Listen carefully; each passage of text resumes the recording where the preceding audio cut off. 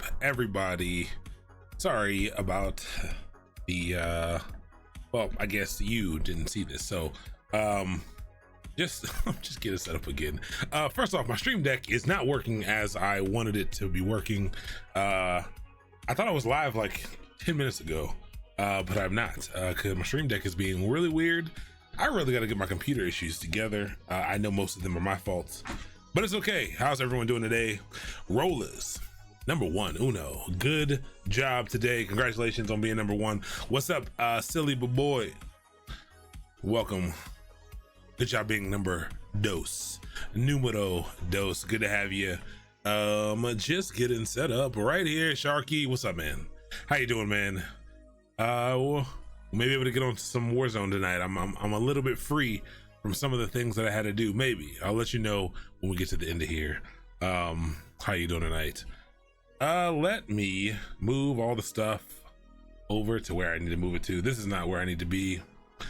To the left over here. But tonight is going to be fun. Welcome to another episode of Mastermind Academy. Tonight we are going to be talking about multi-container applications with Docker Compose.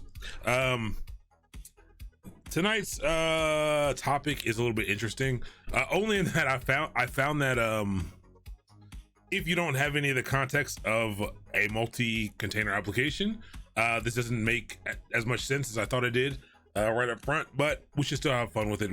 We'll still be able to get into a number of examples. We'll get to write some cool stuff. We'll get to write some YAML. You'll learn about YAML tonight as well. Okay, I'm okay. Everything is good to go. Yeah, so hop into the hit exclamation point waddle, or what's tonight? Tonight is contained. If you need it, it'll give you the link to the Notion page.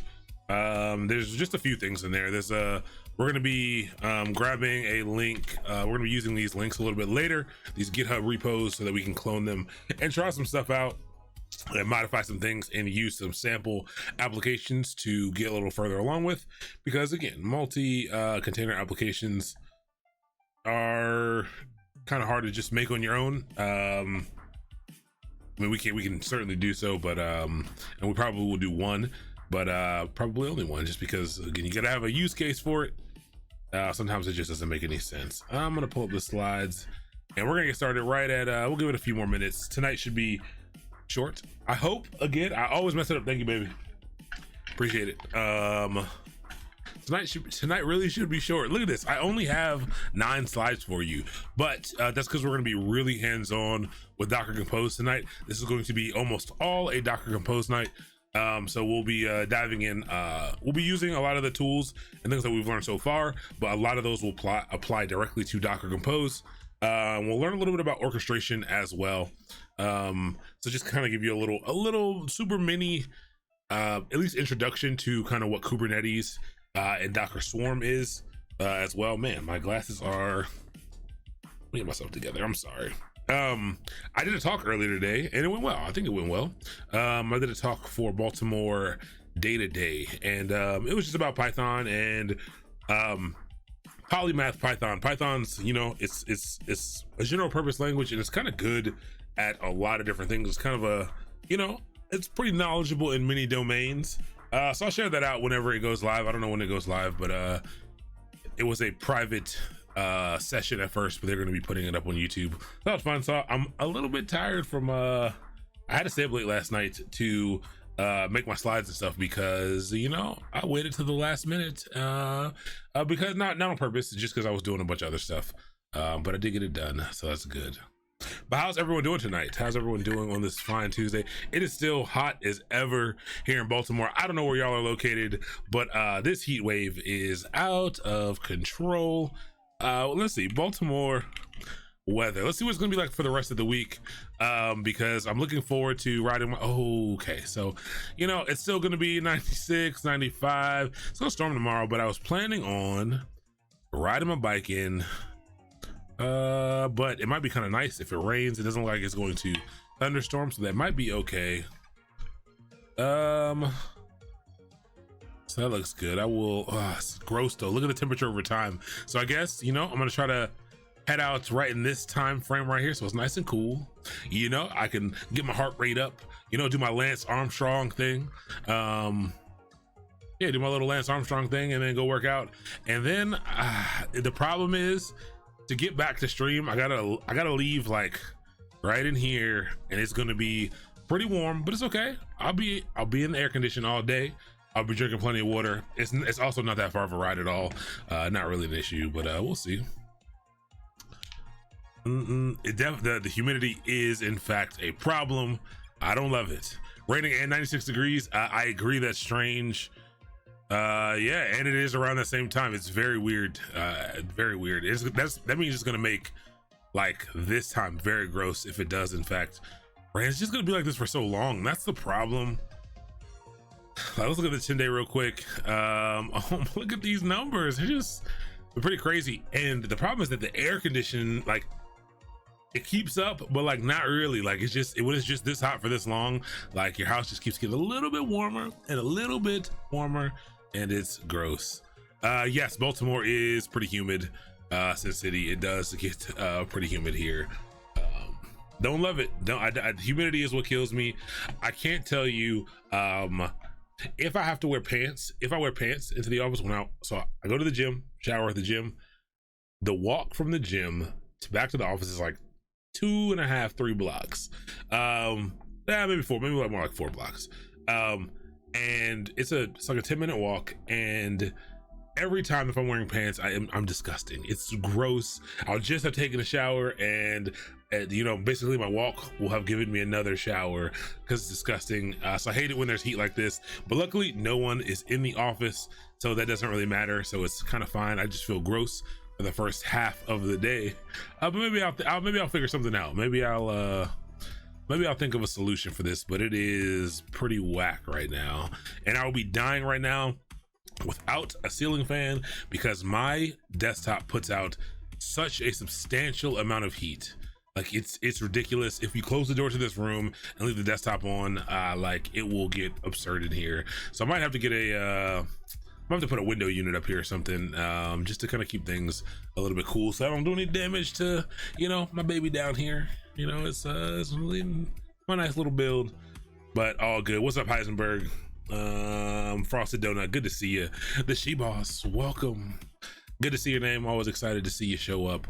But yeah, we're just looking at the weather because it's kind of warm here in Baltimore.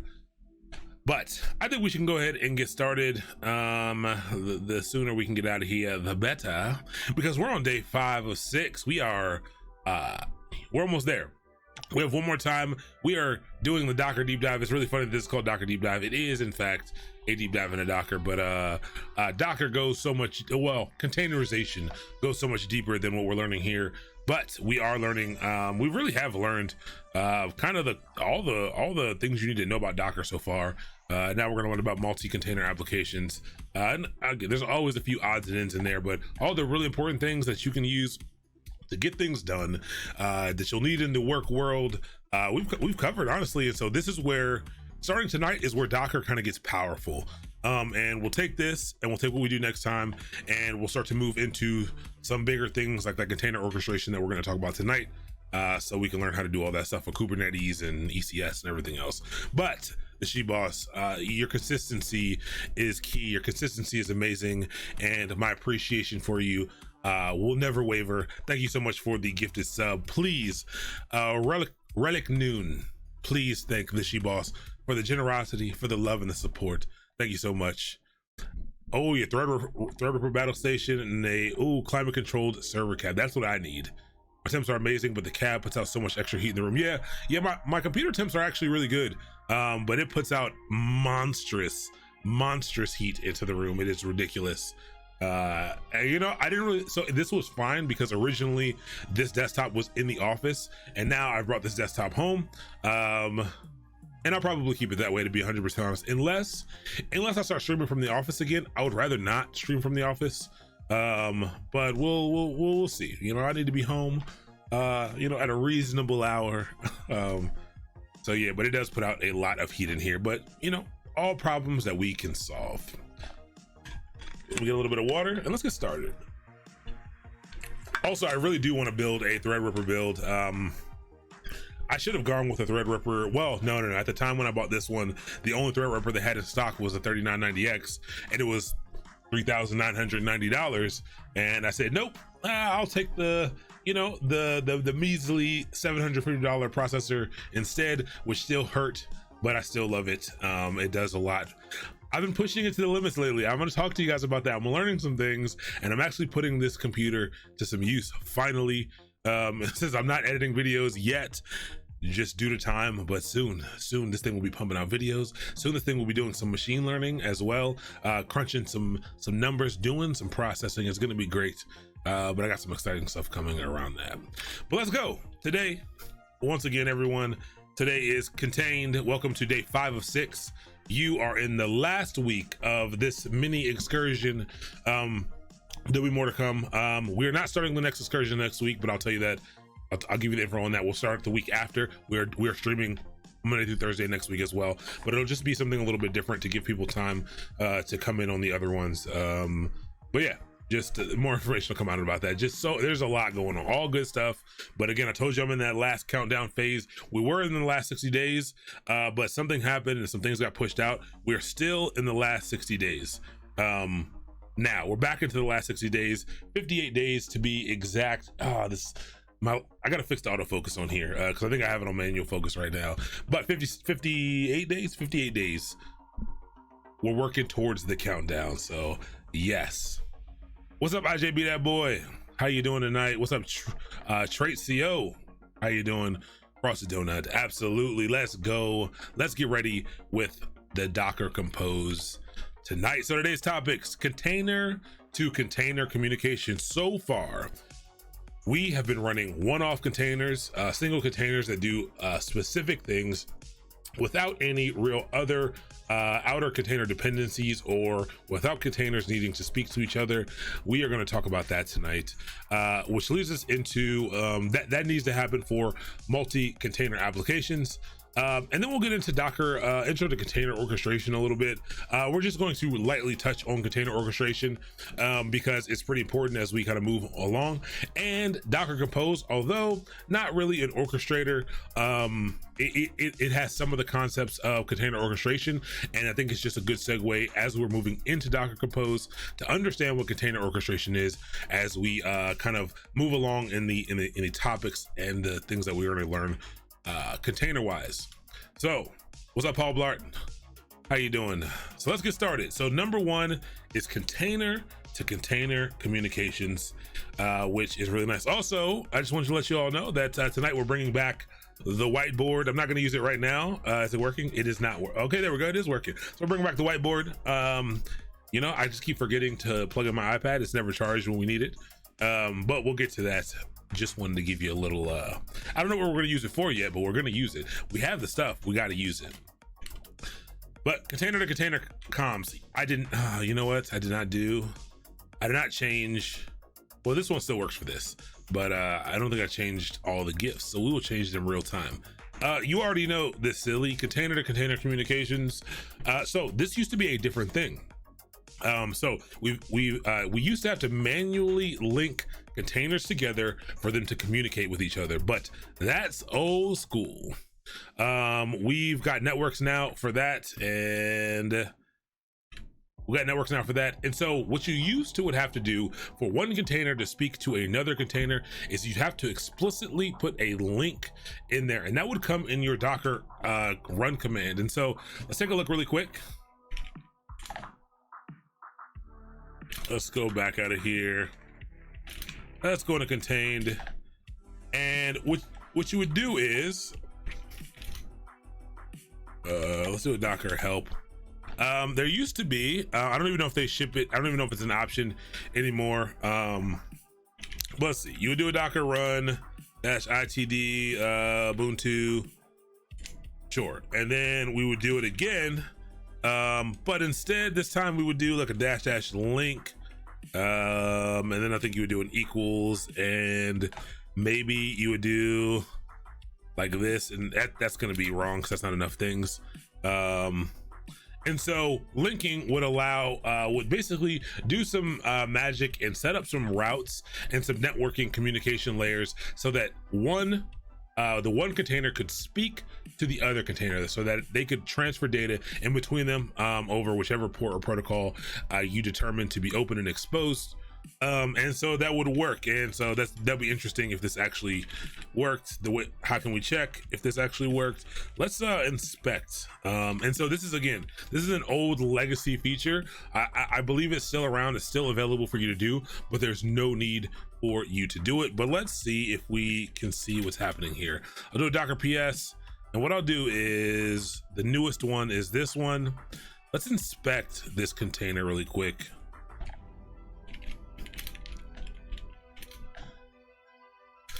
Let's inspect it, and let's see. So links null. So I think I did the link wrong. Let's see. I haven't had to do it in so long because you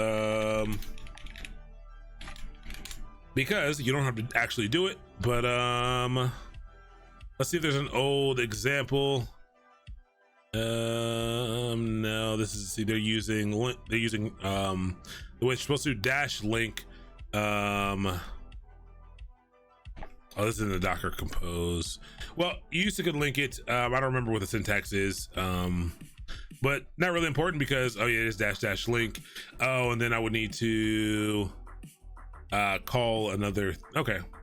But you can link them together. This is not how you're gonna do it. You don't need to know this at all. I just wanna throw it at you because when you come across, you might do some Googling, you might come across some of this, and the link is no longer the way to do it.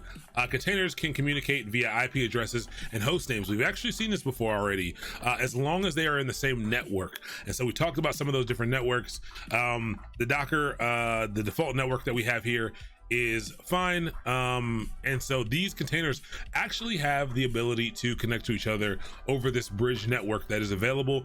Again, as long as they're running in the same network. And so just harping back on some of the things that we learned. Docker networks, or is it network or networks ls, and you can see the networks that are sitting around for you to use. And again, you simply put the containers in these networks and they can communicate with each other via hostname. And the way that we were able to do that, remember last time, let's grab this mastermind network here and let's spin up two containers. Let's stop two first. Hey, let's Docker stop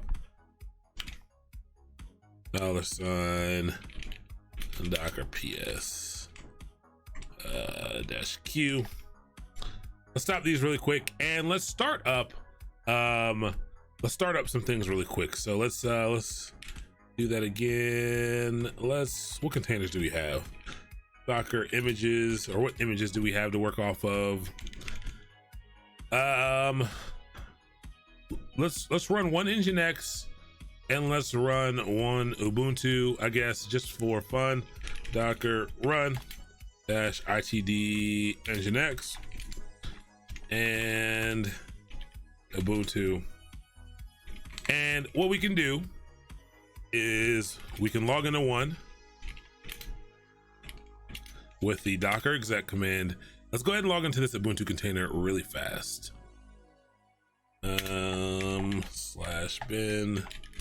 /bin/bash. And what we can do, we saw this with the ping command that we did last time.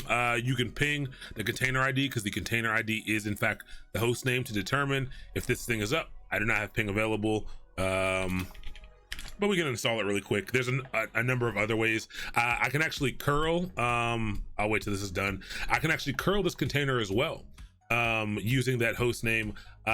Port 80 is exposed. You can see port 80 is exposed. This is a web server container, and I could actually curl it from here. And so I can transfer data, I can transmit data that way as well. So curl, curl's not on here either. Interesting. Okay, all good. Apt install. What was the first thing that we did? Was it IP utils? No, not IP utils. First off, let me install curl. I'm surprised curl isn't on here already. That seems very interesting. Mr. Dean Wolf, I am finally using Docker WSL2. This is WSL2. I finally got the update to my desktop. The desktop is actually running well now that I got all my drivers and stuff updated. It is working really, really nicely. Surprisingly well, actually. Surprisingly well. How does Docker compare to something like XAMPP? XAMPP isn't XAMPP like more like a lamp stack? Like I actually don't know what it is. Is it more like a lamp stack for Windows? Well, it's probably a PHP develop. Yeah, this is like a lamp stack environment for Windows as far as I'm concerned. So for your question, how does Docker compare to something like Docker would run the applications necessary? Yes, this is the lamp stack, but for Windows. But actually for everything, what's the X in this? It's the most popular PHP development environment, XAMPP, Apache distribution containing MariaDB. I guess it's okay. So I guess it's like a lamp stack, like all in one. Oh, plus Perl. Is that a second P? Interesting. You can make this. You can for sure use Docker to create a XAMPP stack. I'm sure there's actually a container probably for it. So they're not really they're not all that comparable. This is an application. These are a suite of applications that work together to provide a certain experience, and Docker itself is designed to be able to run these applications. And so tonight's class, the multi-container containerization, multi-container applications is what would solve this problems. What's up, Sim? Thank you so much for coming in hot with the 64 Raiders. Hello, Raiders. Welcome to this episode of Mastermind Academy. We are learning more and more about Docker tonight. We're just talking about a few things. We're taking our time, having a little bit of fun. We're doing good. How's your stream? Let me give you that. Oh, you already got the shout outs already. Thank you so much, Mr. Demon Wolf. I do appreciate it. What's up, Mika? How are you doing tonight? What's up, Flair? Just rated on welcome to I mean, so someone asked a question about it. I'm not a huge fan. I don't think I'm a huge fan. I'm not a huge fan of any PHP based application which has a relational database like WordPress, like Drupal. I have bad experiences with them. I know a lot about them, but I like to stay away from this word. I like to stay away from PHP, to be honest. Not because I think PHP is a bad language. I think people use PHP poorly, to be 100% honest. Worked with Docker, but our CTO set it all up. It's very nice. Yeah, now Docker is pretty dope. It is actually really, really nice. But welcome everybody. Good to have you.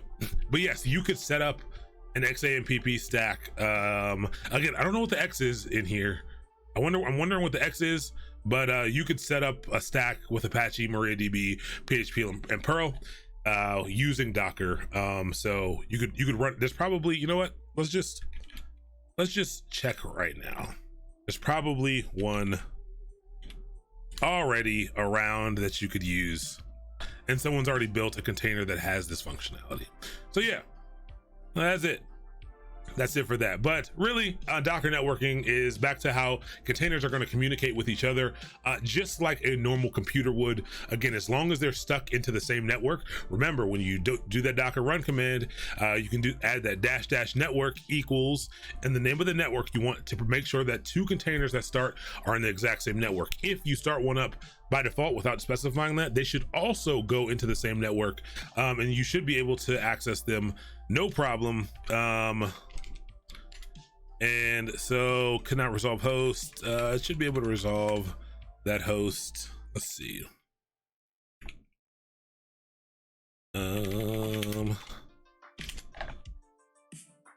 What did I grab this? That seems interesting. Are they in the same network? Let's see really quick.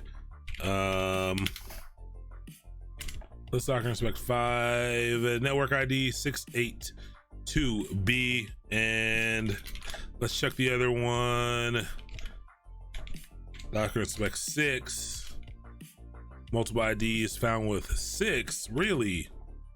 6A2B, interesting, should work. But yeah, so you can just communicate over the correct protocol as long as they are networked in properly. And so whatever the service is, whether or not this is MySQL, so you're connecting over port 3306, or you're doing a web server and you're doing 80 or 443, or you're doing any type of SSHing for some reason, you know, as long as the port is open, there will be a route to this thing. We could also set some host names up to be able to identify them at a much easier address, or we could use the IP address as well. So I could grab this IP address of our, I think this is our Nginx one.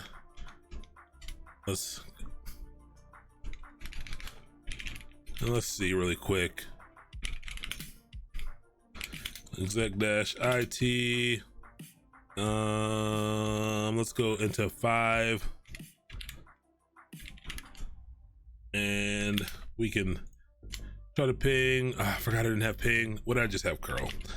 I think this is the right IP address.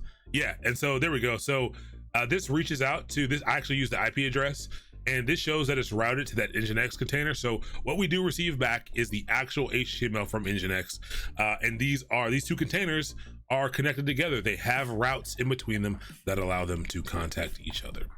So yeah, I like PHP language. PHP is fine. I don't dislike, like I said, I don't dislike PHP as a language. I dislike how people use it, and I think that a lot of things that are built on top of PHP are booty, like WordPress, like Drupal. You know, you can do a lot of cool things with WordPress. We're gonna spin up a WordPress application tonight, but I have my gripes with those tools. They are, because something is good does not mean it's because something serves a certain purpose doesn't mean it's a good thing. But you know, it's all good. What color Dockers do people like? Do people like Docker pants? I haven't had a pair of Dockers in a while. Maybe I should get myself some nice Docker slacks. Maybe that'll be my thing. Next time I will wear slacks that are Dockers up to here so that everyone knows exactly what we're talking about. I like it. The X is for cross-platform. Interesting. That makes sense. I think that makes a lot of sense. But yeah, it sounds just like a lamp stack. It's a lamp stack with Perl, but also I guess it's cross-platform. So I guess it's not a lamp stack. It is a XAMPP stack. It's a XAMPP stack. I think that's what it is. You know, all good. Docker's a brand of khaki garments and except. Thank you for the excellent explanation, C Films. Excellent. The low opacity had me thinking something was wrong with my TV. I am sorry. Yes, I need to actually raise it up a little bit. I don't like this much transparency, to be 100% honest with you. I like mine to be a little more. Don't save this. Why did this open like that? Settings. Let me get a little. Let me get something like 8.5 in here instead. I think it's more my style. Is that right? I think 8.5 is a little more my style. We'll leave it at 8.5, right? Nope. I think I want it at 9. I do think I want it at 9. You know, these things do bother me. When I said it last time, I was just wanted to do it on the fly. I think normally I'm at 9 all the time, or 0.9. And let's open back up just to make sure it fully took place.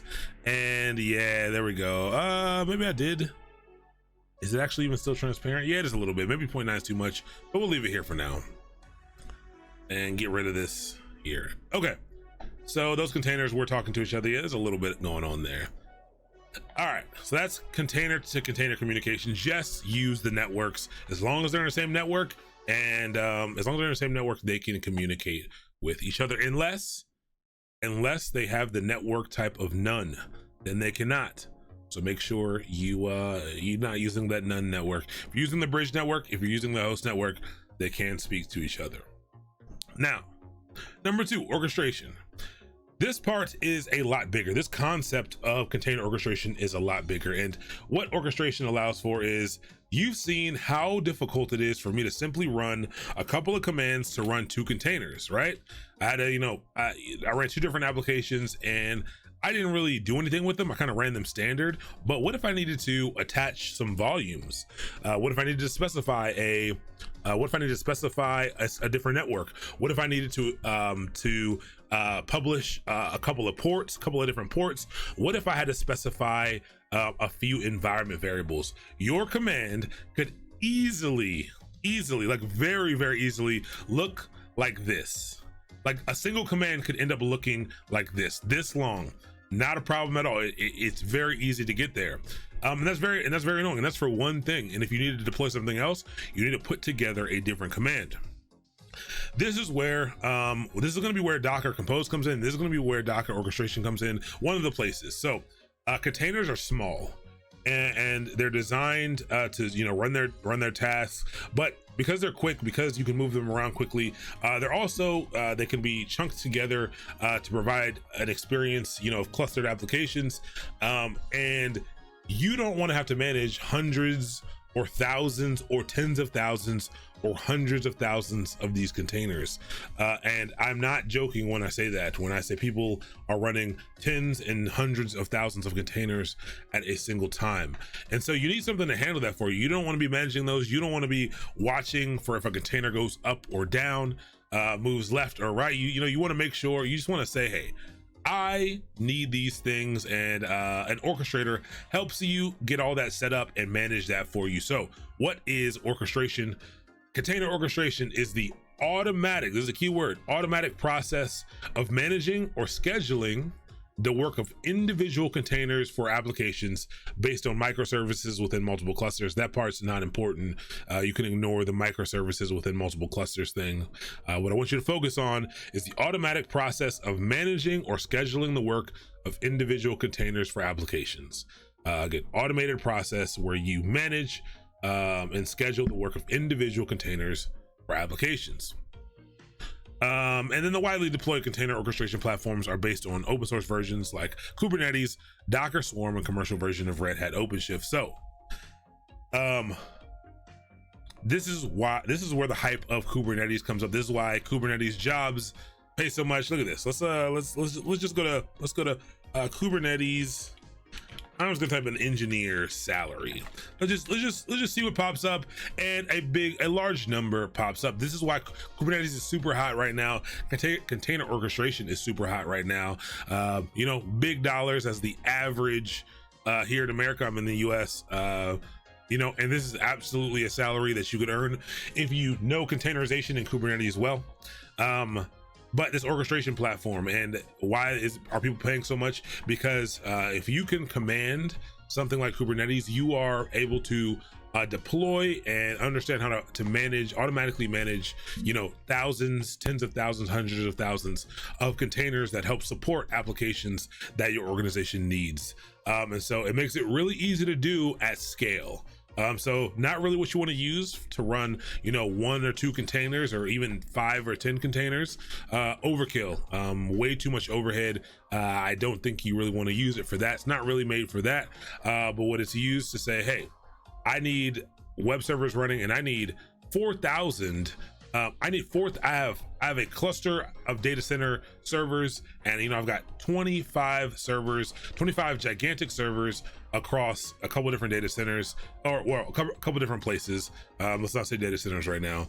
And what I want to do is I want to be able to say, hey, I need 4,000 containers of Nginx serving at all time, and I want to be able to pass that to a tool, and that tool say, great, I got it. I see that you want 4,000 instances of this image with this setup running at all times. And what I'm going to do is, not only am I going to deploy those things for you, I'm also going to make sure those things are up and running. And if there are issues, I'm going to take care of those as well. I know we're supposed to have 4,000 running.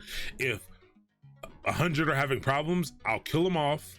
I'll get rid of them, and I will ensure that you still have 4,000 running across those servers. So it's really nice. When you get into multi-container applications, when you have lots of different things running, this is where orchestration gets really, really, really good. Volumes are scary. Just a little bit. Data is scary. Do you think Twitch uses Kubernetes? Absolutely. If not Kubernetes,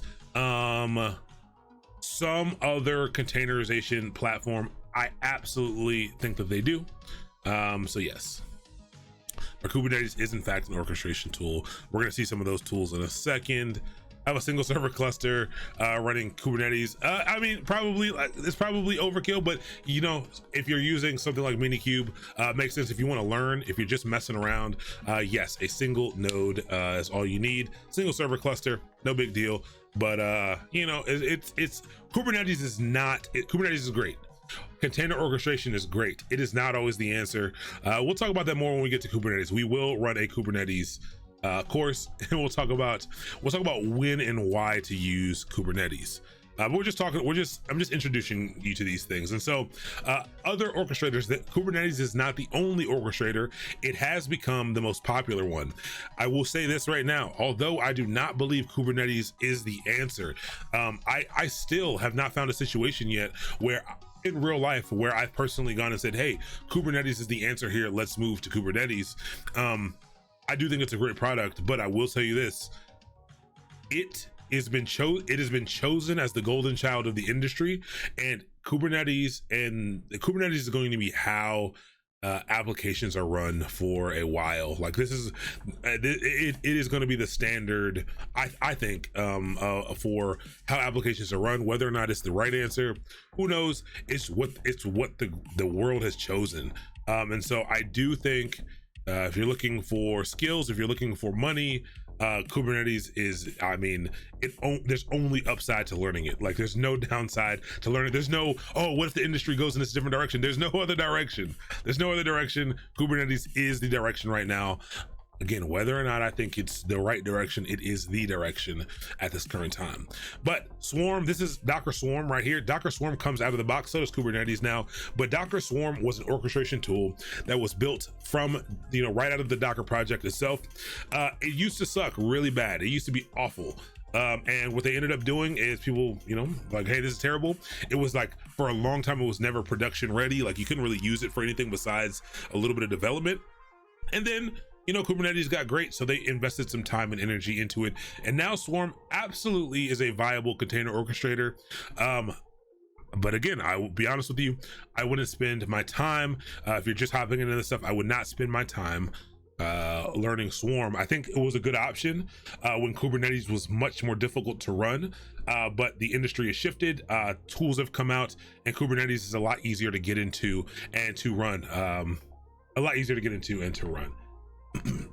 Bubble Pad, welcome to the channel. You know, I already saw you chatting. Thank you so much for the follow. I really do appreciate it. What's up, Kant? Welcome to the channel. Thank you for the follow. Sentinel, love it. Sentinel __. Good to have you. Welcome. What's up, Sigmund? Thank you so much for the follow. Passing the follow over. Magic Guinea Pig, I like that. I think you all came in with the raid. Thank you, everyone who came in with the raid. But yeah, these are some of the main container orchestrators. Kubernetes is by far the biggest and popular one. Swarm is great, also available out of the box with Docker. Amazon ECS, this is Amazon's offering. Is it good? It's okay. It's less robust than Kubernetes. Amazon also offers a managed Kubernetes offering called AKS, as all the cloud providers have their own Kubernetes offering. But Amazon has their own orchestrator called ECS. It is okay. Red Hat has more of a platform as a service with OpenShift. And Diego is the orchestrator for Pivotal, Cloud Foundry.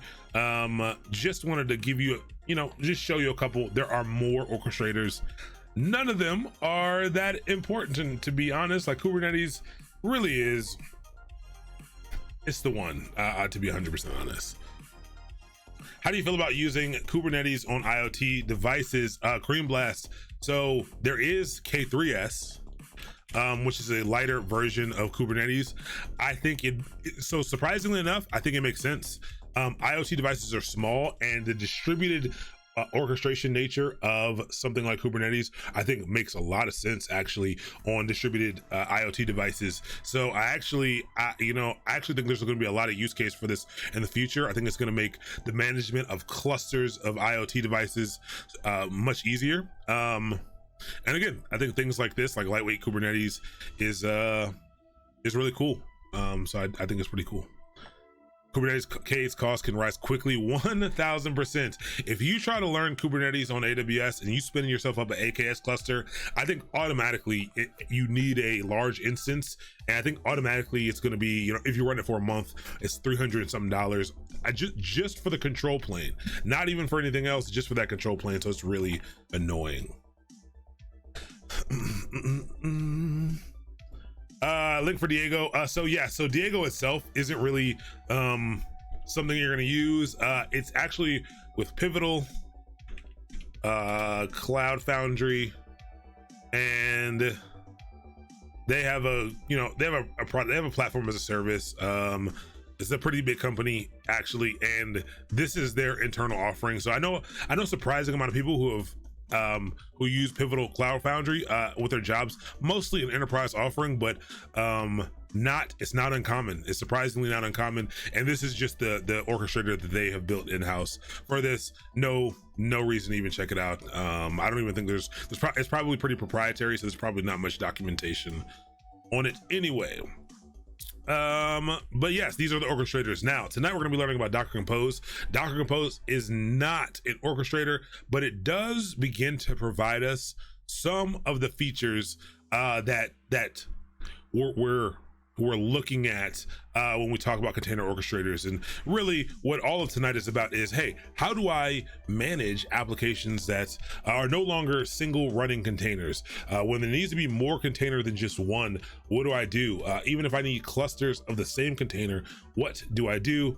And Compose is the first introduction to that. And what is Docker Compose? Stephen Yeet, thank you so much for the 1 month sub. I do appreciate it. You've been around for a while, 4 months. I do appreciate it. Good to have you. But Docker Compose, what is Docker Compose? And Docker Compose is really cool, but it's a tool. There's a lot of words here. We'll break it down. It's a tool for defining and running multi-container Docker applications. Full stop. That's really the end of the definition there. It's just a tool for defining and running multiple container Docker applications. So if your Docker container, again, like WordPress, so WordPress runs on the LAMP stack. It runs on a Linux, Apache, MySQL, and PHP. So you need Apache, you need MySQL, you need PHP. This is already running on Linux. So you need more than one application. You need three. And so an application like that, especially with a database, MySQL is a relational database.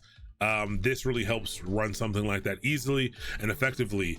I also want to be clear, you can run these things manually. I have seen people bash script out the run commands. I don't know why they did that, but it's this is not the only way you can. Everything that you do with this, you can do with raw Docker commands. You just shouldn't at all. Docker Compose is a great way to do this. So with Docker Compose, you use a YAML file to configure your application services. Now we are talking about Docker Compose. We're talking about Docker, and these traditionally get lumped in with DevOps tools.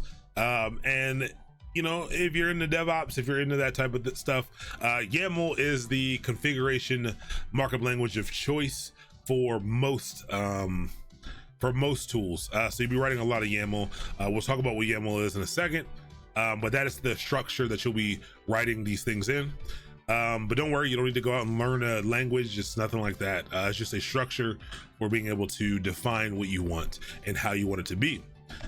So then after you set up all this stuff with a single command, this is the real icing on the cake. You can create and start all of the services from your configuration with one command instead of having to do all those run commands. To learn more about the features of Compose, see the list of features. And I grabbed this straight off of the site. As I do, this is equal to my usual Wikipedia definition that we then go to break down. But you really are, you're composing your application. You're putting the different pieces together to work fluidly, to work together. When do you recommend Docker Compose? Great question. Absolutely for development purposes. Number one, for development purposes. And what does that mean? So right now, the project and application that I work on has a number of parts, has a significant number of AWS resources and parts. There's APIs, there's different services, there's a couple different node applications, a lot of microservices. when doing local development, this can be pretty tough. It's very tough to replicate these things, and Compose will allow you to define images, to define their configuration, to connect applications together, and allow developers to run these things at the push of a button. And we're going to run an application in a few at the push of a button, an application that we know nothing about, that has a significant number of pieces, and we, with simply Docker, as long as you have Docker installed and Docker Compose, all you need is the Docker Compose file, and you can spin up these multi-part applications, and it's really nice. Another reason I would use it besides development is for applications. Well, two other reasons. If you are also doing either development, or you consistently run, even if it's just a single Docker application, but that run command is super annoying to keep doing, and you know you're gonna have to run it all the time. It is something that you use. I would even put that, if you're going to be reusing it, I would actually put that into a compose file to rerun, because it's easy to manage. It's easy to bring up and bring down without having to, refine that long command or copy and paste that long command. And then lastly would be on, in the same vein, on a system that's running an application, a multi-container or multi-piece application that doesn't necessarily need to, it's okay if there's downtime, but you want the simplest management possible of it. I think Docker Compose works well for that as well. I think Docker Compose absolutely can be used for production sites and applications, depending on what the use case is. A lot of people say absolutely not, but I absolutely think it can be used for that. So yeah, that's what I recommend it for. Docker Compose up, all sorts of errors with Nginx. My heart sinks. Ooh, sorry about that. What's up, Ferrybot? How are you doing tonight? Bible Clan member. So following I love with Rancher, use idling loops, doing nothing. So very funny. You've been telling me to check out Rancher so much, and I haven't done it yet. I'm sorry, but I still plan on doing it. The same project, just for a single host Docker Compose based equivalent. But wondering if you know of anything apart from Portainer. Yeah. K3S, yeah, I mean, not really. Those are the things that come to mind, to be 100% honest with you. Yes, they are. Rancher, yes, Rancher did make K3S, but I think K3S is open source now, I believe. But let's do this. That's the last slide, and so let's hop in and let's do some stuff. I put a link inside of the Notion page.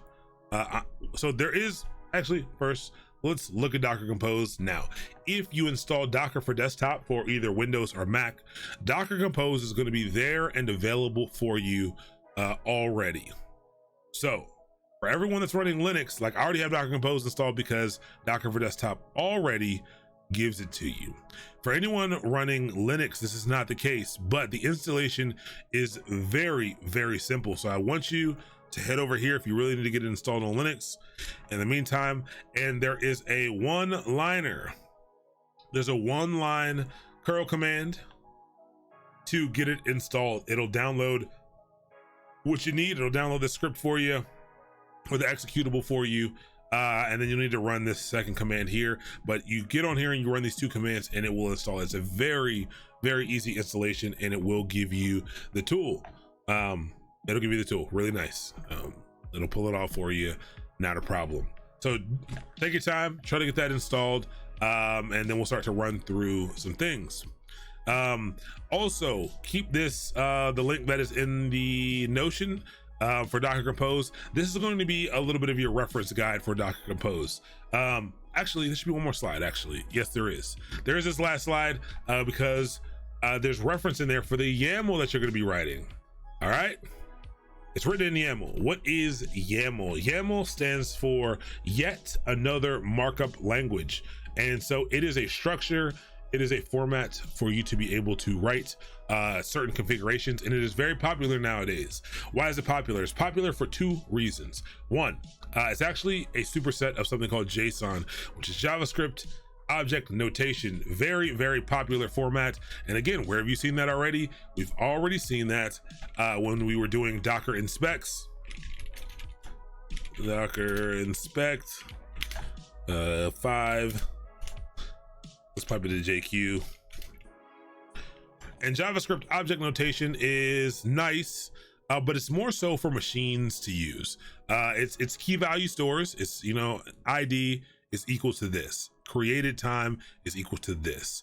You know, status is equal to this. So keys and values, but they're all set up in these collections. So these braces, these brackets and braces are all structuring the data in a certain way so that it can be parsed by a machine. You as a person, you could absolutely write this if you want to, but it's not really what you would want to do. So YAML is yet another markup language, and it is a superset of JSON. And so what it's kind of designed for is to be the human readable, human writable version, not version, but a setup of JSON. And so things that can understand YAML can likely understand JSON already, but not everything that can understand JSON can understand YAML. I believe that's how it works. I think it's like the whole whiskey and bourbon thing. Basifius, thank you so much for the bits, for the 200 bits. I do appreciate the love and support. Thank you so much. That's super dope, super kind of you. Love the stream. The kind words help me keep going as well. I do genuinely 100% appreciate you. Thank you so much for that. Take a look at the YAML here. Keys and values. Version 2. So it kind of looks like JSON, but it's much more readable. And so YAML works like Python does. White space matters. So this, you see how it's showing the indentation here. If you're someone who likes spaces or tabs, make sure, you know, whenever you're writing this stuff, that you have confirmed what the formatting is going to be for your YAML, because tabs and spaces do affect it differently. The indentation of these things matters. It's not prescriptive in what you do, but you need consistent indentation for this to read and to pick up properly, to create different data structures. So rather than using those brackets and the curly braces, it's just simply using white space and these little hyphens for certain things to create lists and arrays and things like that. Tomo is even more human than YAML. I agree. I do agree with you. I agree with you. I definitely agree with you. Allow for circular references as well as multiple documents inside one file. Okay. Using VS Code. Is there an extension that can remove the annoying underlines under code like ref or sub? Ooh. So sounds like you're using, sounds like you're doing some CloudFormation. And you know what's funny? I don't think so. And I will show you real quick. I will show you why I don't think so. Let's go into Spigo. Let's look at something like templates. I use Vim, so let's look at like something like this. There's a lot of CloudFormation here, and oh, actually, it's not in mine.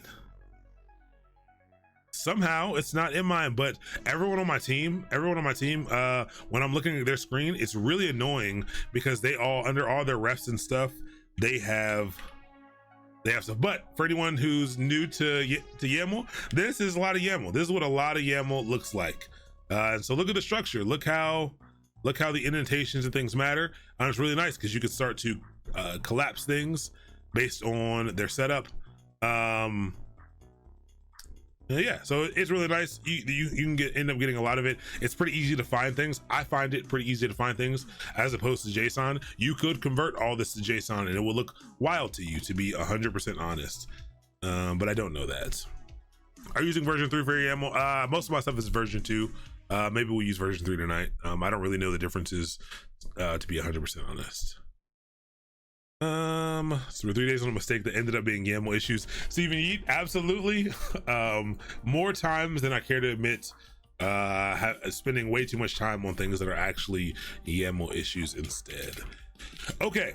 So now that we know what YAML is, let's talk about Docker Compose. Hopefully you were able to get Docker Compose installed. And let's go back a few directories. Where are we? One more. Let's go back into Mastermind and let's go into Contained. I have a few different things sitting around here. We open up that tester directory. Now, Docker Compose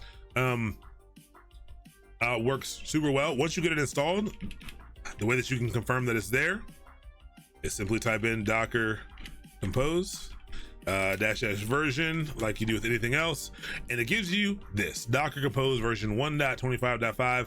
I don't know if this is old, I don't know if this is new, but doesn't really matter. But the thing that's nice about Docker Compose is now you can actually do you don't really have to relearn much. It is a tool, it's a management tool on top of Docker.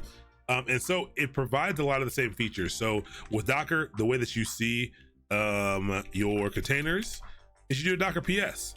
If you are running things via Compose, you can do Docker Compose PS. And it will show you things that are running in Docker Compose, but only where appropriate, because this manages a suite or a set of containers. You got to be in the right directory. It's going to look for that, and it's going to use that for reference. And we're going to look at one super soon, but you can do stuff like that. You can do Docker Compose. Well, let's just do help so that you can see some of the commands that you have available to you. And so a lot of these look like things you've seen before. Create, and you haven't seen down yet, but we'll talk about that. Exec, images, kill, logs. I don't think we talked about, but port, PS, pull, push, restart, RM, start, stop. So a lot of the commands are exactly the same, but you are doing it in the paradigm of Docker Compose instead. So let's actually take a look at an example.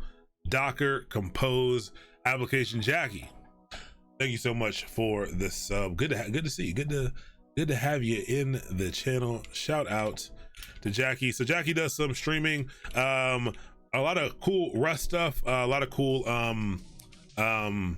Internet of Things stuff that we talk about. Internet of Things, people have asked about K3s and Kubernetes. Does a lot of cool stuff, home automation, things like that. Let's see if I can actually type properly. Give you a little shout out there. Thank you. Oh, thank you so much for the gifted subs as well. Please, Hackface and Noah, please thank your kind gifting hosts, Jackie. Definitely head over to his channel and check it out. Give him a follow for sure. So let's see what one looks like. So take a look. Before we do anything on our own, let's break down one that exists and look at this voting app. And so click the link to that and I'll share it for anyone who doesn't have the link. I'm going to try to install this on I'll do this locally real quick, but I'm going to try to install it on a, what's that thing called? On a server really quick as well, just so we can get some cool stuff going, so that all of us can kind of hit this if we need to. So let me actually get logged into console. Let me get logged into this console and let me get an EC2 instance. I think we already have some EC2 instances up. Let me just get logged into one, install Docker real quick and Compose. It'll take no time at all. So Wado Ubuntu, let's get logged right into here real fast. And I'll show you everything you got to do, and it's going to be real nice and easy. Make this a little bit bigger. -I Wado Ubuntu at. All right, so we're logged in. Sudo apt install Docker. There's a Docker engine. I'm gonna see what happens. There's better ways to install Docker. I actually do not recommend installing Docker via your package manager for systems, but I'm just gonna do it just because for now. Service, and this is one of the reasons.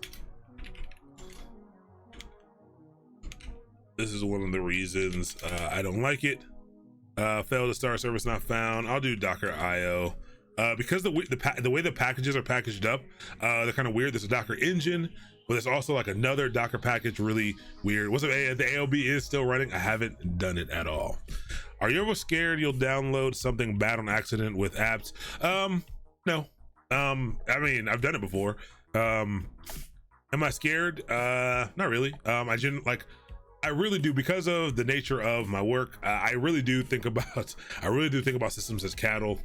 If I do something wild, I will blow it away. Not a problem. If we find out it's messed up, we'll blow it away. We'll start over. We've codified everything. We can redo and repeat everything. We can figure out what's wrong. We can fix it in the code. We can start all over. And so that's the way I kind of live my life a little bit. I don't really mind it so much.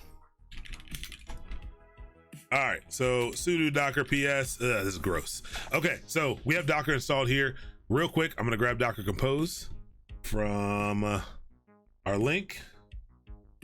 Let's grab our link.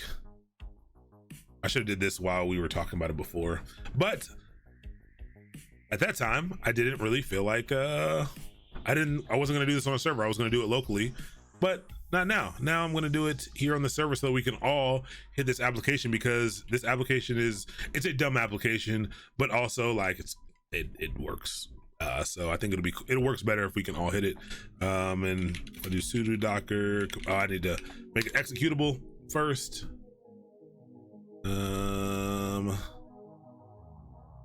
Let's get this back up and running, and let's paste this in here. All right, so now we have Docker Compose here, and here's what I'm going to do really fast.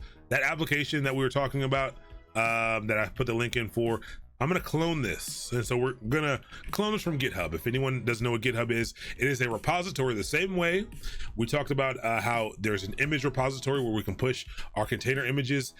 GitHub is a repository for code, and so applications get pushed here and other people can grab those applications. So I'm going to grab this application and I'm going to bring it down to this server. You can do this on your host machine, your laptop. You simply grab that URL and you do git clone, and it will pull down all of the files and things that are in that directory. And it's a voting app, and there's an example voting app here.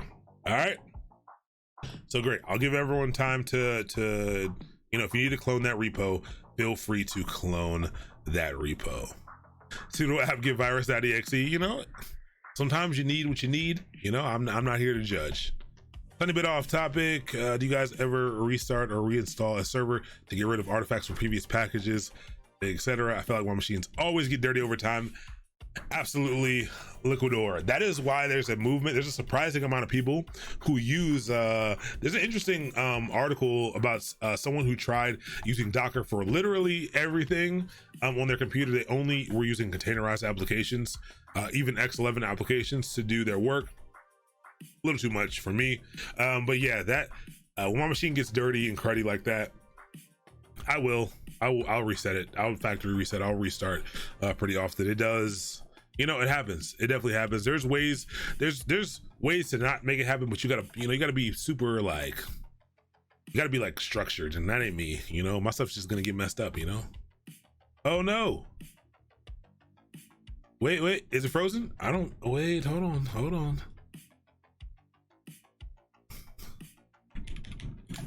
Let's see. Can you also hear me though? Or is it just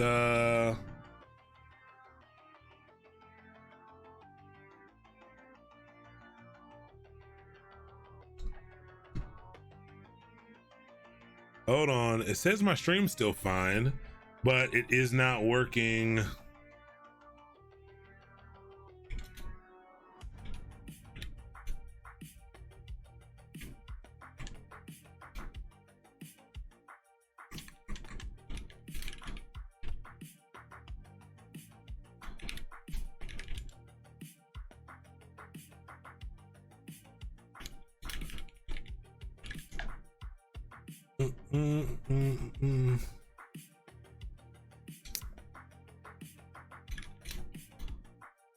All right, I'm back.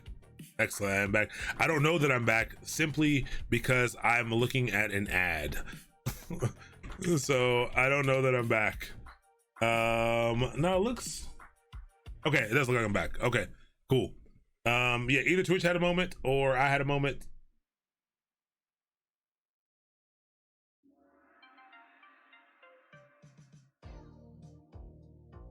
Let me see. Okay, all right, I think we're back. I'll give everyone a few seconds to, oh really, again? Is it raining? Oh, it's storming. Okay, that'll do it. I didn't realize it was it is storming, so we'll see. Okay, I'll give everyone, 20 seconds, 30 seconds to get back here so we can check out what's going on here. And I'm actually going to clone this repo locally as well, so that we can see the colors that are in my Vim for this. Actually, I think I already did. Let's see. All right, so here we go. So Docker helps avoid messing up your server with package artifacts. Yes, correct.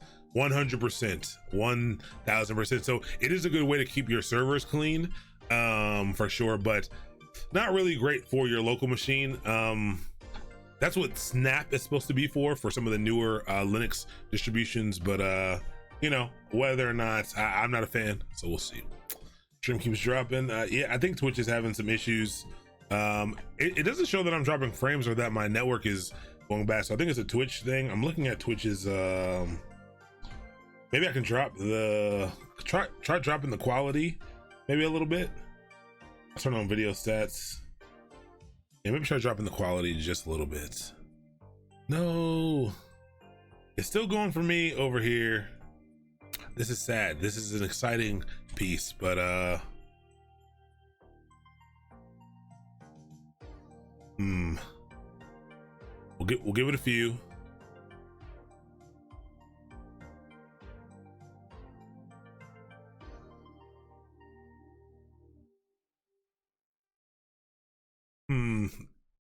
Well,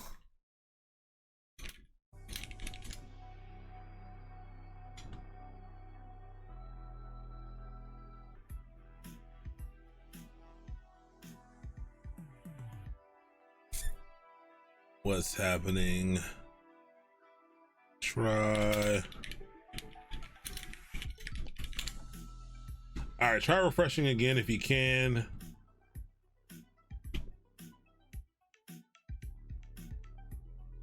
What's up, Kimex? Good to see you.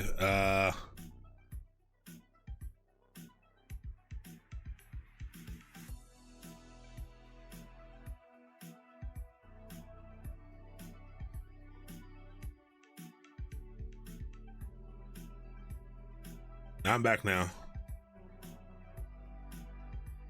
Liquidor, thanks for coming through. Appreciate it.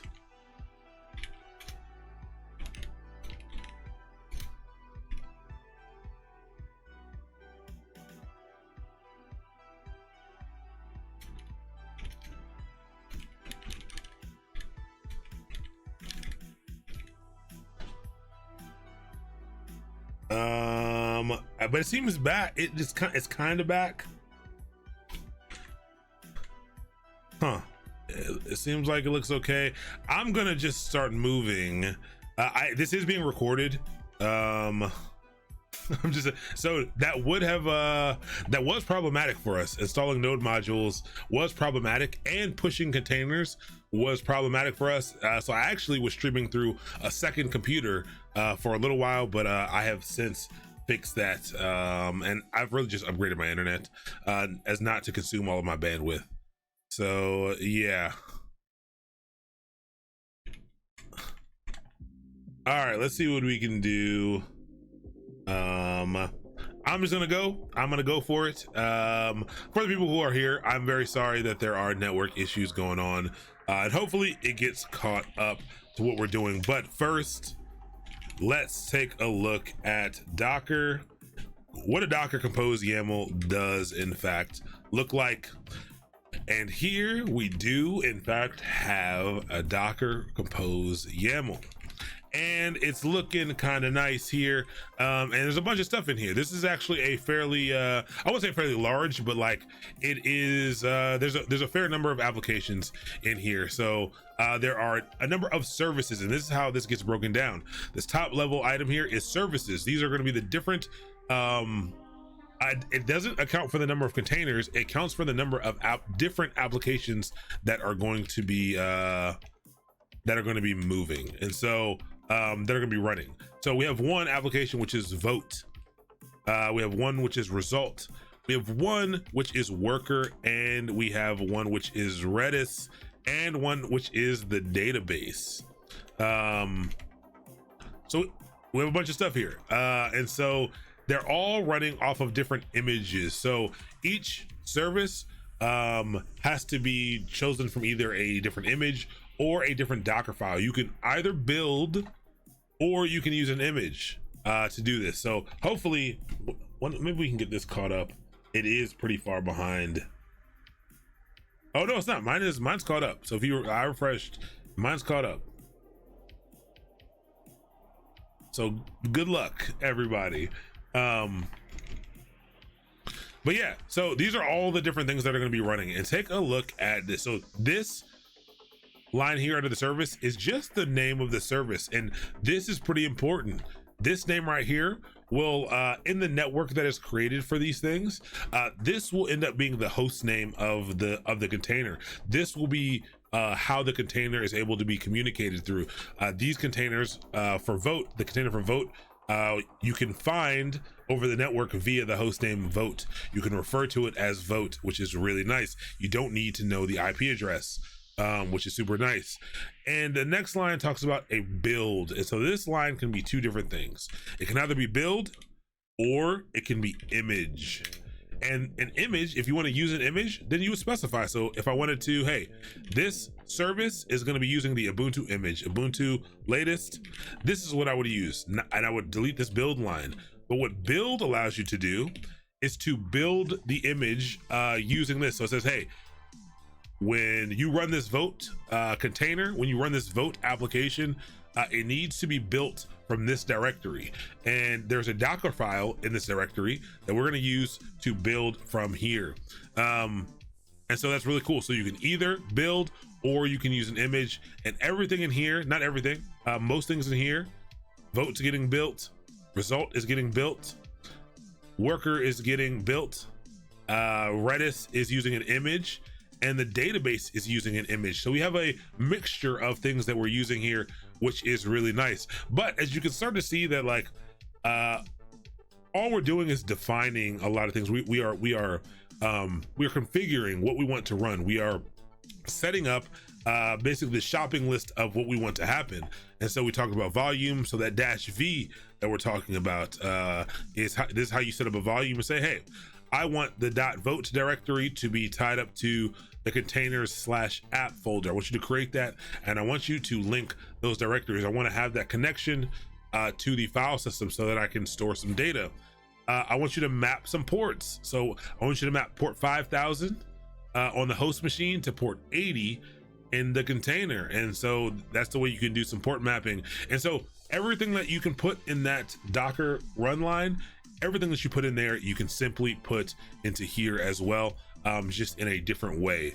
And again, you can actually look at the link that I sent to help you reference some of these things, and just how to do different things, how to do different options in Docker Compose. There's some sample apps in here as well. But again, it's fairly straightforward. It takes a little bit of practice, but really a lot of the times you're going to end up referencing the Docker files themselves and then using that to figure out what goes into these compose files. And so it's really nice. So this defines one service, and so this could live on its own. This, this could be by itself. This could be the only application that was in here. And this is, again, a Docker run command that you can basically do over and over again.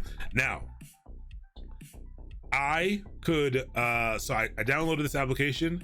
Using this Docker Compose file, I can run this entire application right now. It has all these different pieces. I can with the click of a button, basically, I can run all of these things, but I want to show you some of the other options you have. Docker compose run. Up is how you start this application up. Adding a -d will detach it and put it in the background. And so I could run this to start the application. What would this command do? Just like when you do a Docker run command, let's say you do a Docker run on an image that you don't have locally, what does it do? It reaches out, it says, hey, I don't have this image locally. I'm gonna go ahead and I'm gonna check if they have it in the Docker hub, and it'll pull that image for you. This will do the same thing. It will pull images, it will build images based on things that it needs. So it always needs, it's gonna need to make sure those images are available. The up command is how you're gonna start this thing up. This is the command that will, run a Docker compose file for you.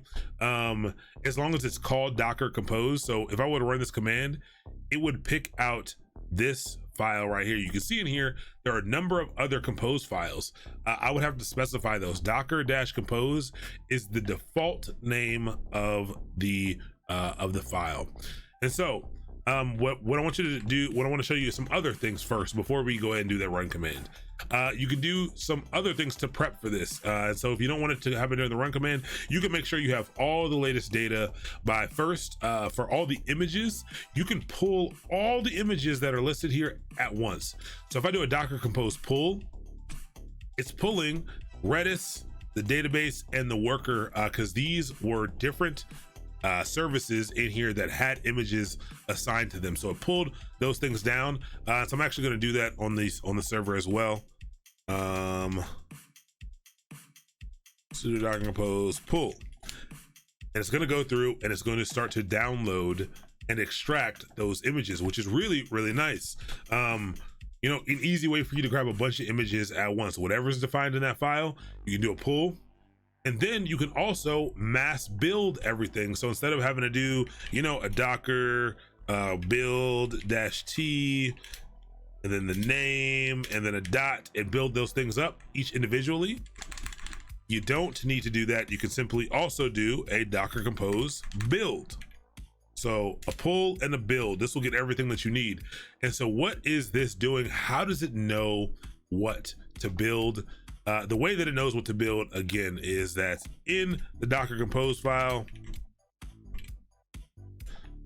it says, hey, build in the /vote directory. So let's look at what's in the /vote directory.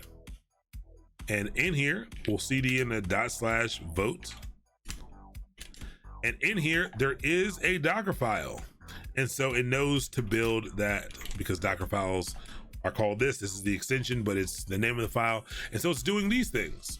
It's doing all these things, and it's going to build an image for that. It's going to name it according to what it is in the Docker compose file. So that's really nice. It makes it super easy. And so it's building all the things that it needs right now. It's pulling all the things that it needs right now for us to be able to run this. You do not have to do either one of these commands individually. I just wanted you to know about these commands.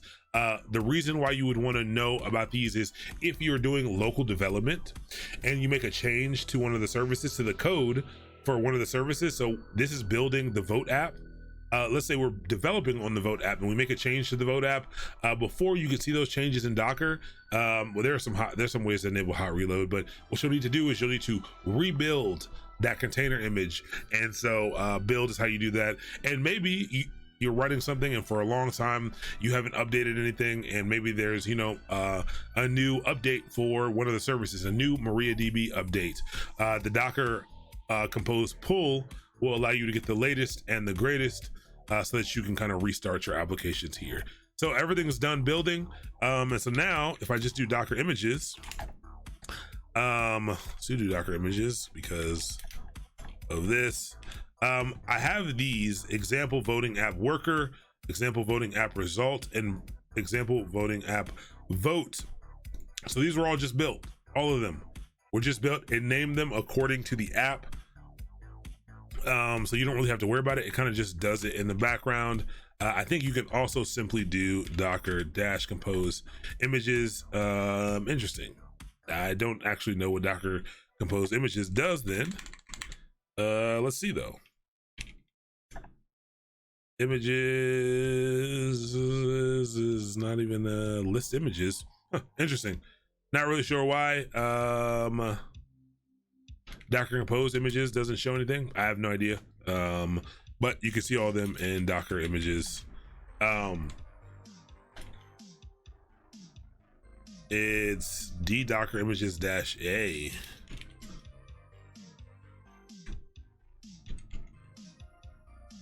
I mean, -a is just going to show you things that are good and bad, but I don't really need to see it. This is an EC2 instance. So this tab on the right is an EC2 instance. This one on the left is this. Yeah. I know you can see them via just Docker, but I wonder what I wonder why you can't see them in Docker Compose. I don't use Docker Compose to check images, but it's an option. I just wonder what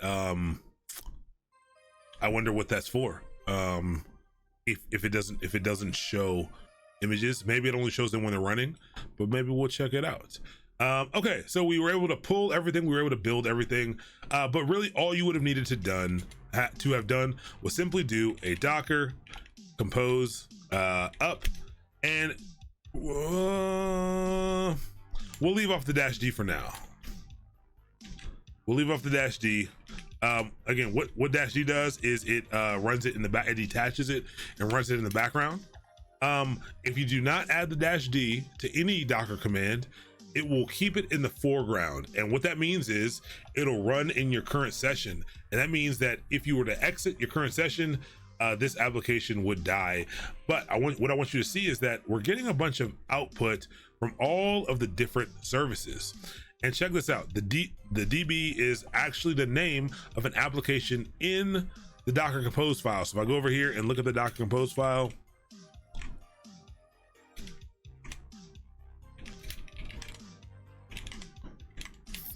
if we look in here, DB is the name of a service. Redis is the name of a service. Worker, result, and vote are all names of services here.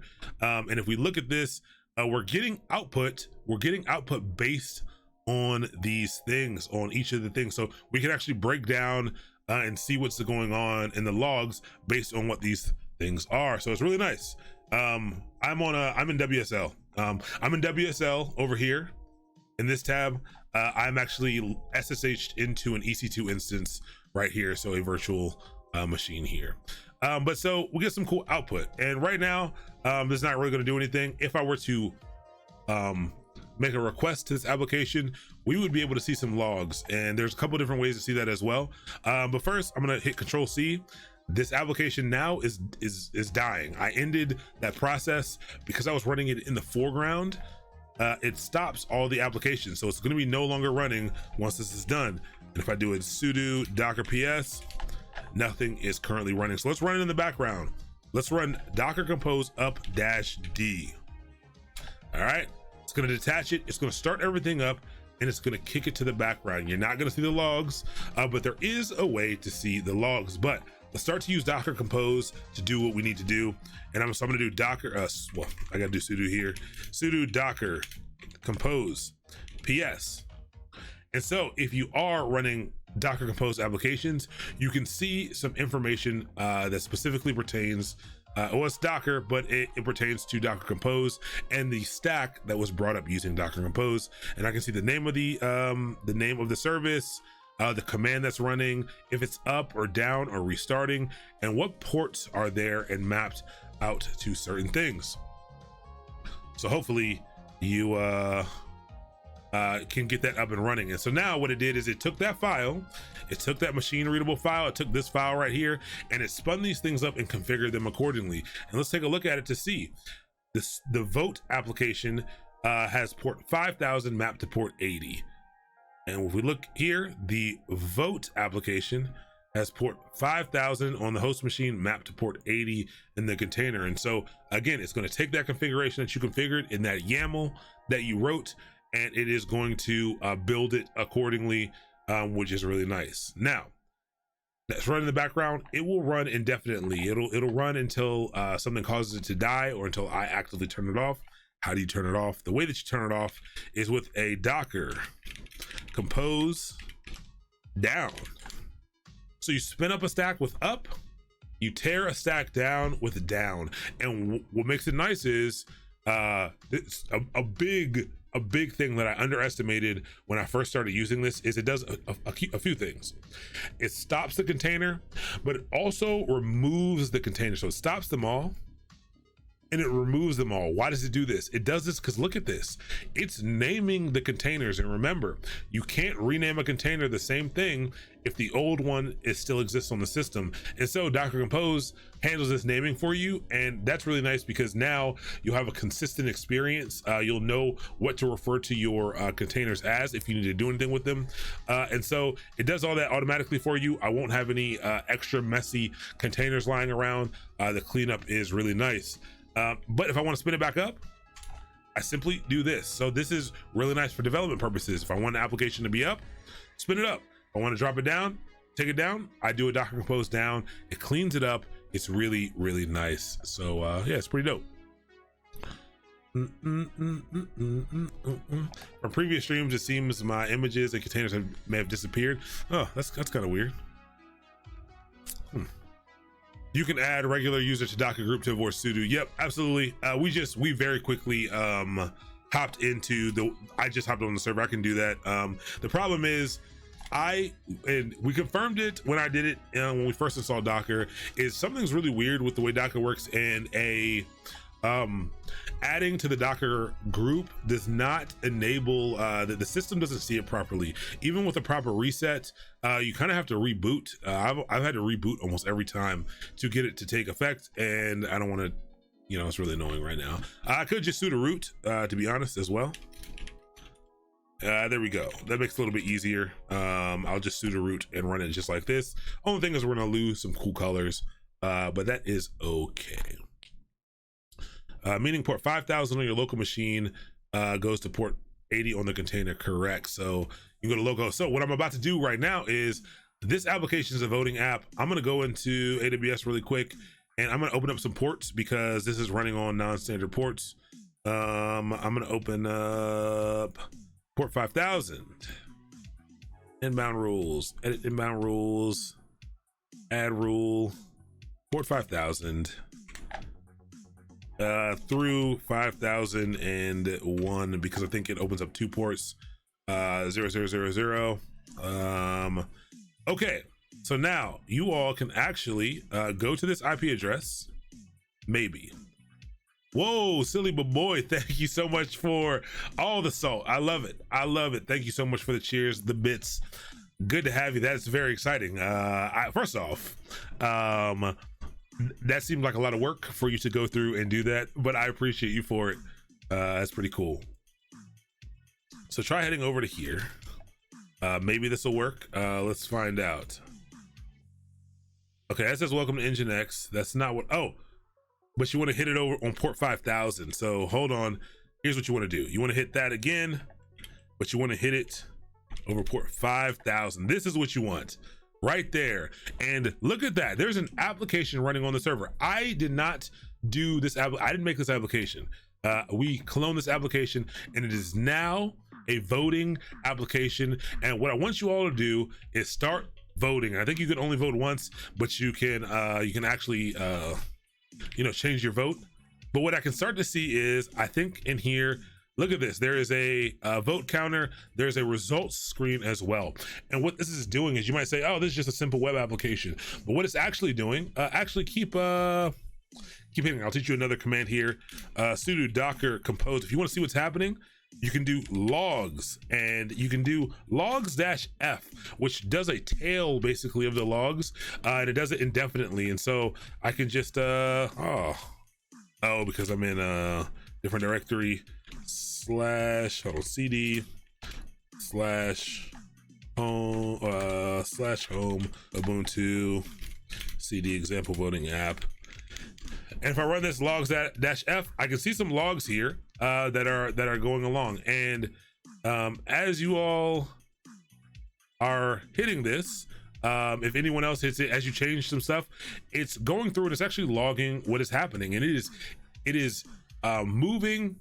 These containers are speaking to each other. This vote application has a worker, and it's actually storing things in memory, which is Redis, which is a kind of a memory database, and it's also writing things to the actual database. So it's actually writing stuff to the actual database. So these applications are all working in tandem to make sure you all can vote. And yes, dogs are in fact better than cached, and it is updating real time on the front end right here, which is pretty cool. And so this is also to show you, if you're unfamiliar with how applications work, whenever you go to an app, there's a lot more happening behind the scenes than, you know, a simple, you know, little repo of things. There's probably lots of applications supporting what you're doing. Even an app as simple as this has a few different services that enables that. And, you know, if we have this many services for a simple application like this, imagine when you're on Facebook, imagine when you're on Twitch, imagine when you're on larger sites, how many different services are supporting what you're doing. And that is why Kubernetes and orchestration tools are really cool.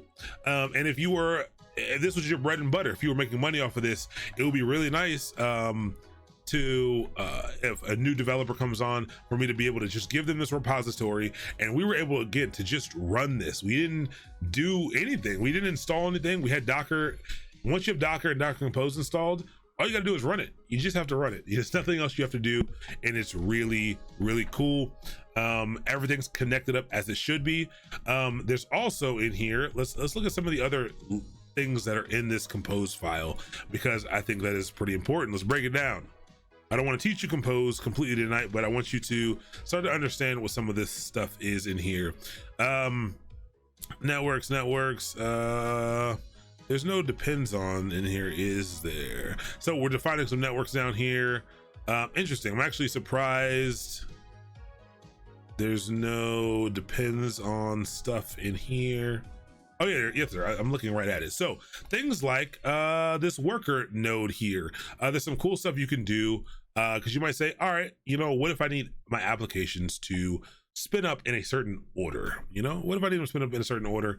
And this depends on allows this container to you know, continue retrying or wait until both Redis and the DB container are up and running. So it's a really nice way for you to kind of set up your dependencies and the way the applications are related to each other. But it's super nice. You can give the container a name.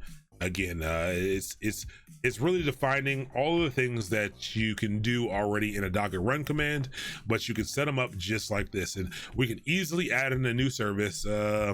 Like this would be completely useless. But if you wanted to add in a new service, I can add in a brand new service here, and I'm actually going to call this service. I'm going to call it pointless web. And this is our pointless web server.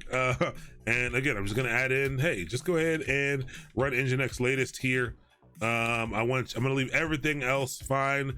And I'm going to say, which network do I want it in? I'm going to say networks. Let's make this to be the frontier, just for fun. Frontier. I don't really know anything about this application, but I can add a service to it. Whether or not this service makes any sense, no, it doesn't make. I'm telling you, it doesn't make any sense right now. But I can, in fact, do that. And again, this is an Nginx container, and so I'm gonna go ahead. I'm gonna map. Port. Let's go ahead and map another one here. I never remember. I always have to look. It's just ports. Yes, it's just ports, and it is an array of ports. So down here, what's happening here? So ports, and I'll go, let's go 502. And map that to port 80 in this container. And I think that looks good. All right, so I added a whole nother thing to this. Now, it's actually gonna cause me some problems, I think. But let's see if Docker Compose fixed this actually. And so I've added to this without tearing everything down. There's been changes to this Docker Compose file. Check out what I do if I do. Let's everything's running. I'm just gonna do Docker Compose up-d. And what it did is it made sure everything was running just fine. But look what it did now. It says, hey, I'm also gonna create your pointless web app 1.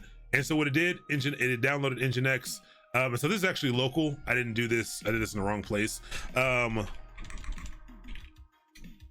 Actually, let me re-add that here. I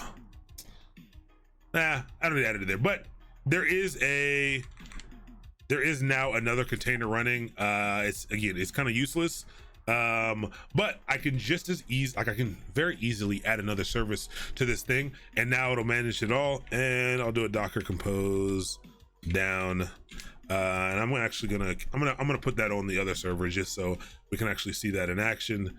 Let me see, what are the votes up to? What are the votes up to now? All right, 14 votes, good. I'm glad the dogs won, even though cats are cool. You know, I grew up with cats. Cats are cool. We got some cats outside. You know, there's some neighborhood cats, you know, that are being fed by the woman next door. She's very sweet. But yeah, they're out there. They no longer move when I walk out of the door. They're like, hey, that guy's not gonna hurt me, which is good. You know, they're not my friends though. You know, they're just disrespecting my welcome mat. You know, my welcome mat has lots of cat hair on it, and it's, you know, quite frankly, it's ridiculous. You know, it's ridiculous. But let's copy this. Let's tail last 20 of Docker compose .yaml. Let's grab this pointless web server code and let's simply put it in this one. Let's put it right. Oh, there's no lines here. How do I know I'm doing things right? Ugh. I need to figure out how to change the paste mode for this.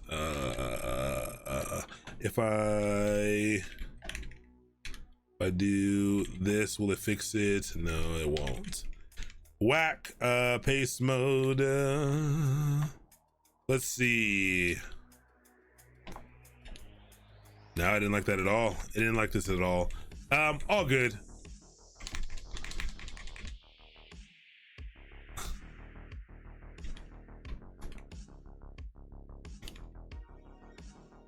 I think that needs to go over. What happened? Where did my thing go? Let's move that up and let's move this back some. And really odd. That was super whack. And this needs to go back as well. All this needs to go back. And I can do a block move, but I'm not going to because I like to make things hard on myself. Oh no. Undo.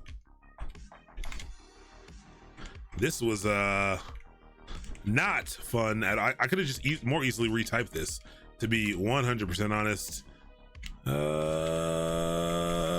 And those are, oh, we got some spaces here. Whack, super whack. But let's do this real quick. Sudo docker compose up. And let's see if it updates. It is now downloading Nginx because it does not have Nginx, and it's going to add this to the stack that's already created. I need to go in real quick and I need to add in port number. Let's edit this. We're gonna go ahead and add port number 502 here. Edit inbound rules. Let's just, in case we do more, we'll make it 505. Save the rules. All done. And now if we simply go to this again, but you go to 5002, we have an Nginx application. We have a new stack. We have a new application that's in here. It doesn't do anything with the rest of the stuff. It is not important that that you know, these things are all working together. That's what's interesting about it. You know, that doesn't matter at all. They don't need to work together. You just define as many containers as you like, and you can spin them up as you wish and spin them down as you wish, and this will handle it as a whole. So we saw how you could do logs. You can get logs from a single container type. So I can actually do that log command, logs, and I think I do db or -f, and let's say I wanted just database logs. I could specify just the database, and I could start to see a stream of just database logs if I wanted to see what was going on with a single application. Yes, set paste. That is what I should have done, and I always forget about it. Again, I'm getting my Vim skills up. And I think I have set paste in my local machine right, so I never remember what to do. I think it is properly set inside of my vimrc, but my vimrc is not on this system. But yeah, you can just, you know, whatever the name of the piece of the application is, you can choose it, and you can see the logs that are just for this thing using the docker compose logs command, and that's really nice. You know, it makes it very easy for you to get information about what's going on. There's a lot of stuff that you can do with this. You can restart certain services. Let's say a service is breaking or something, is having problems, or you've made some type of configuration change.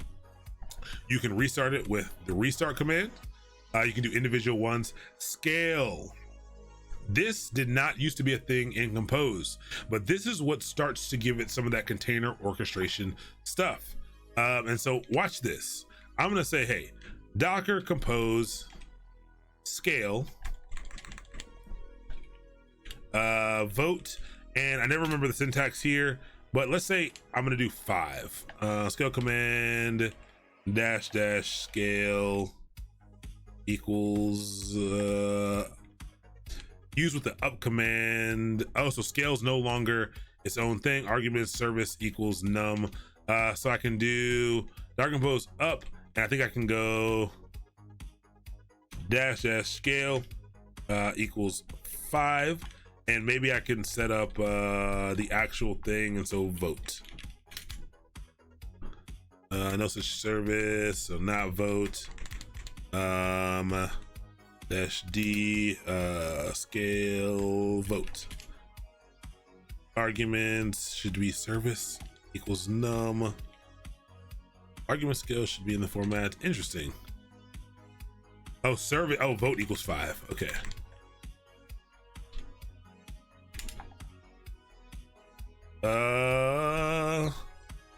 All right, let's see how to do it. But you can scale up in each individual thing. I never do it with Compose, or I define it in the Compose file. So docker compose scale container name. Let's see how we do this syntactically. Deprecated, use the dash scale flag instead. Be aware that using up with dash scale has some subtle differences in the scale command. Okay, I don't want to use scale because it's deprecated. I want to use the up command. Let's see, the scale flag. Scale service equals num. Got it. Thank you. See, I should have just looked at your answer, but you know, I wanted to see what I could find. So I was close. Dash scale vote equals 5. Not veet, vote. That's what matters. Vote equals 5. Wait, vote equals 0. That's not what I want to do. But that was an accident. That was actually an accident. But if we do sudo docker compose ps, there's actually no more vote app. It's actually gone. And if you try to go to it, I'm assuming that now you cannot go to it. And it is broken now because I scaled it down to 0, which is very interesting. But what if I want to, I'm going to scale it all the way up to 10. And that does not work, which makes perfect sense as well. Can anyone tell me why this failed? Take a look at this error. We got a lot of errors here. It says bind for 0005000 failed. Port is already allocated. This is a common problem that you need to be careful with. But yes, there's a hard-coded port mapping here. And so what this did is, I think we talked about this in the Linux portion. I'm not sure we talked about it here. I'm pretty sure I said it here, but a port can only be consumed by a single service at a time. And so basically the first container spun up. So I bet if I do this, if I do a PS, there's probably going to be one here. And it shows them all actually, but it shows that they exited with a status code of 128. So all these failed, but look at this. Vote number 2, that one worked. That one's up and it is running. One of them works, one of them gets great, works properly, but the rest do not. Why is this the case? again, because these ports can only be taken up by one thing, so that does not work. But if we look at one of the other things, let's try to do the database. We don't really need to do this, and it's actually going to present some problems for us, I think, out of the box. But let's do db equals 10, and port is already allocated. Oh, it's trying to scale. It's trying to do my, I get the error because it's trying to do the other stuff again, I believe. Well, let's see what happened when this ran. What do we got? So now we have that's actually interesting. I wonder if this changes. Let's Docker Compose down this really quick. I actually never used this, so I'm messing around with it right now to have a little fun.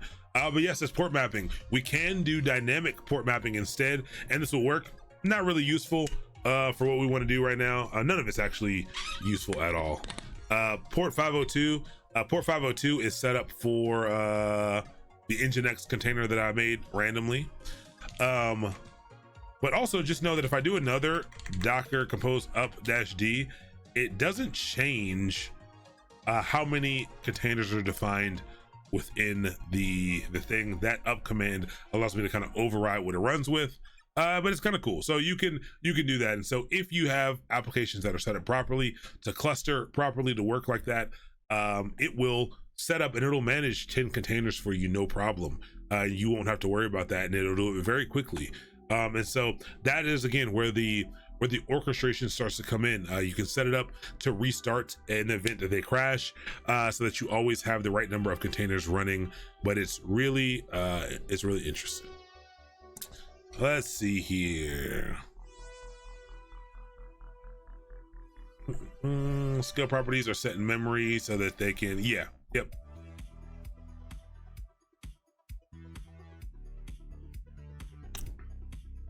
Let's go to 10 with random port mappings. Does Docker Compose have built-in load balancing so that we don't have to know specific ports? No. Nope. So this is where real orchestration platforms come in, and those have paradigms and things that are good for that. Swarm would be good for that. Docker Swarm would be better for that. For that case, Frosted Donut, that would put these things into a cluster that would do some load balancing in between them if you needed it. But yes, it is Compose will not do that. But you can do it out of the box. I could do it with Nginx right now if I wanted to. I could, it's possible for me to set up an Nginx build that would could pull those things together. It's very interesting, some ways you can do that. But yeah, there are better tools for something like that. So if you do need to run lots of different clusters of things, Swarm would probably be your next best bet. It is simpler to use than Kubernetes, and again, it comes right out of the box. I should have it sudo docker swarm. Is that it? Yeah. And so Docker Swarm, it has it all here for you, and you can start to set up things with Docker Swarm. We're not gonna be going over Swarm right now. I just, there's some value there, but I don't think you need to spend any time on that right now.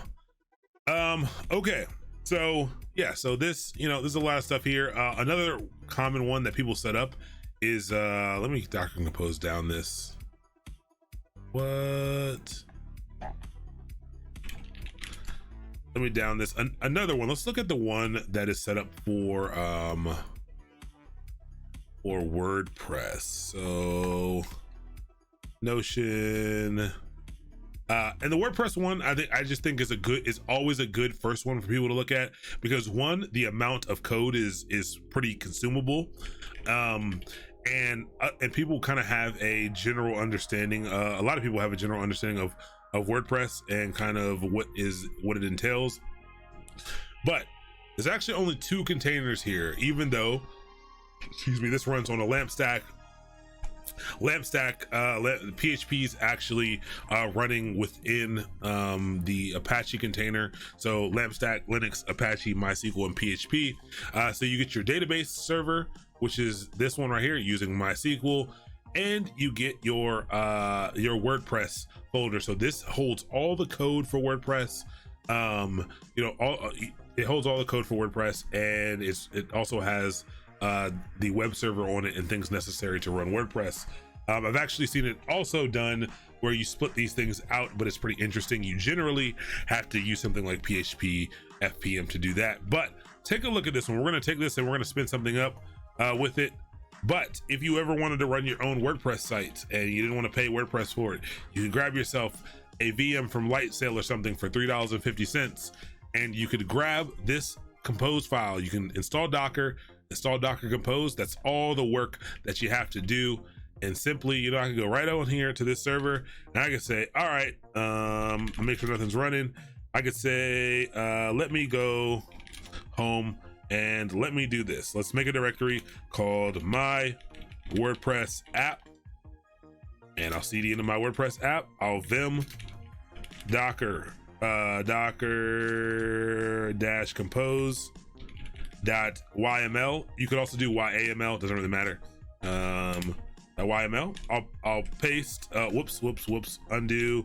What is it? Set paste. And there we go. Thank you for the set paste command.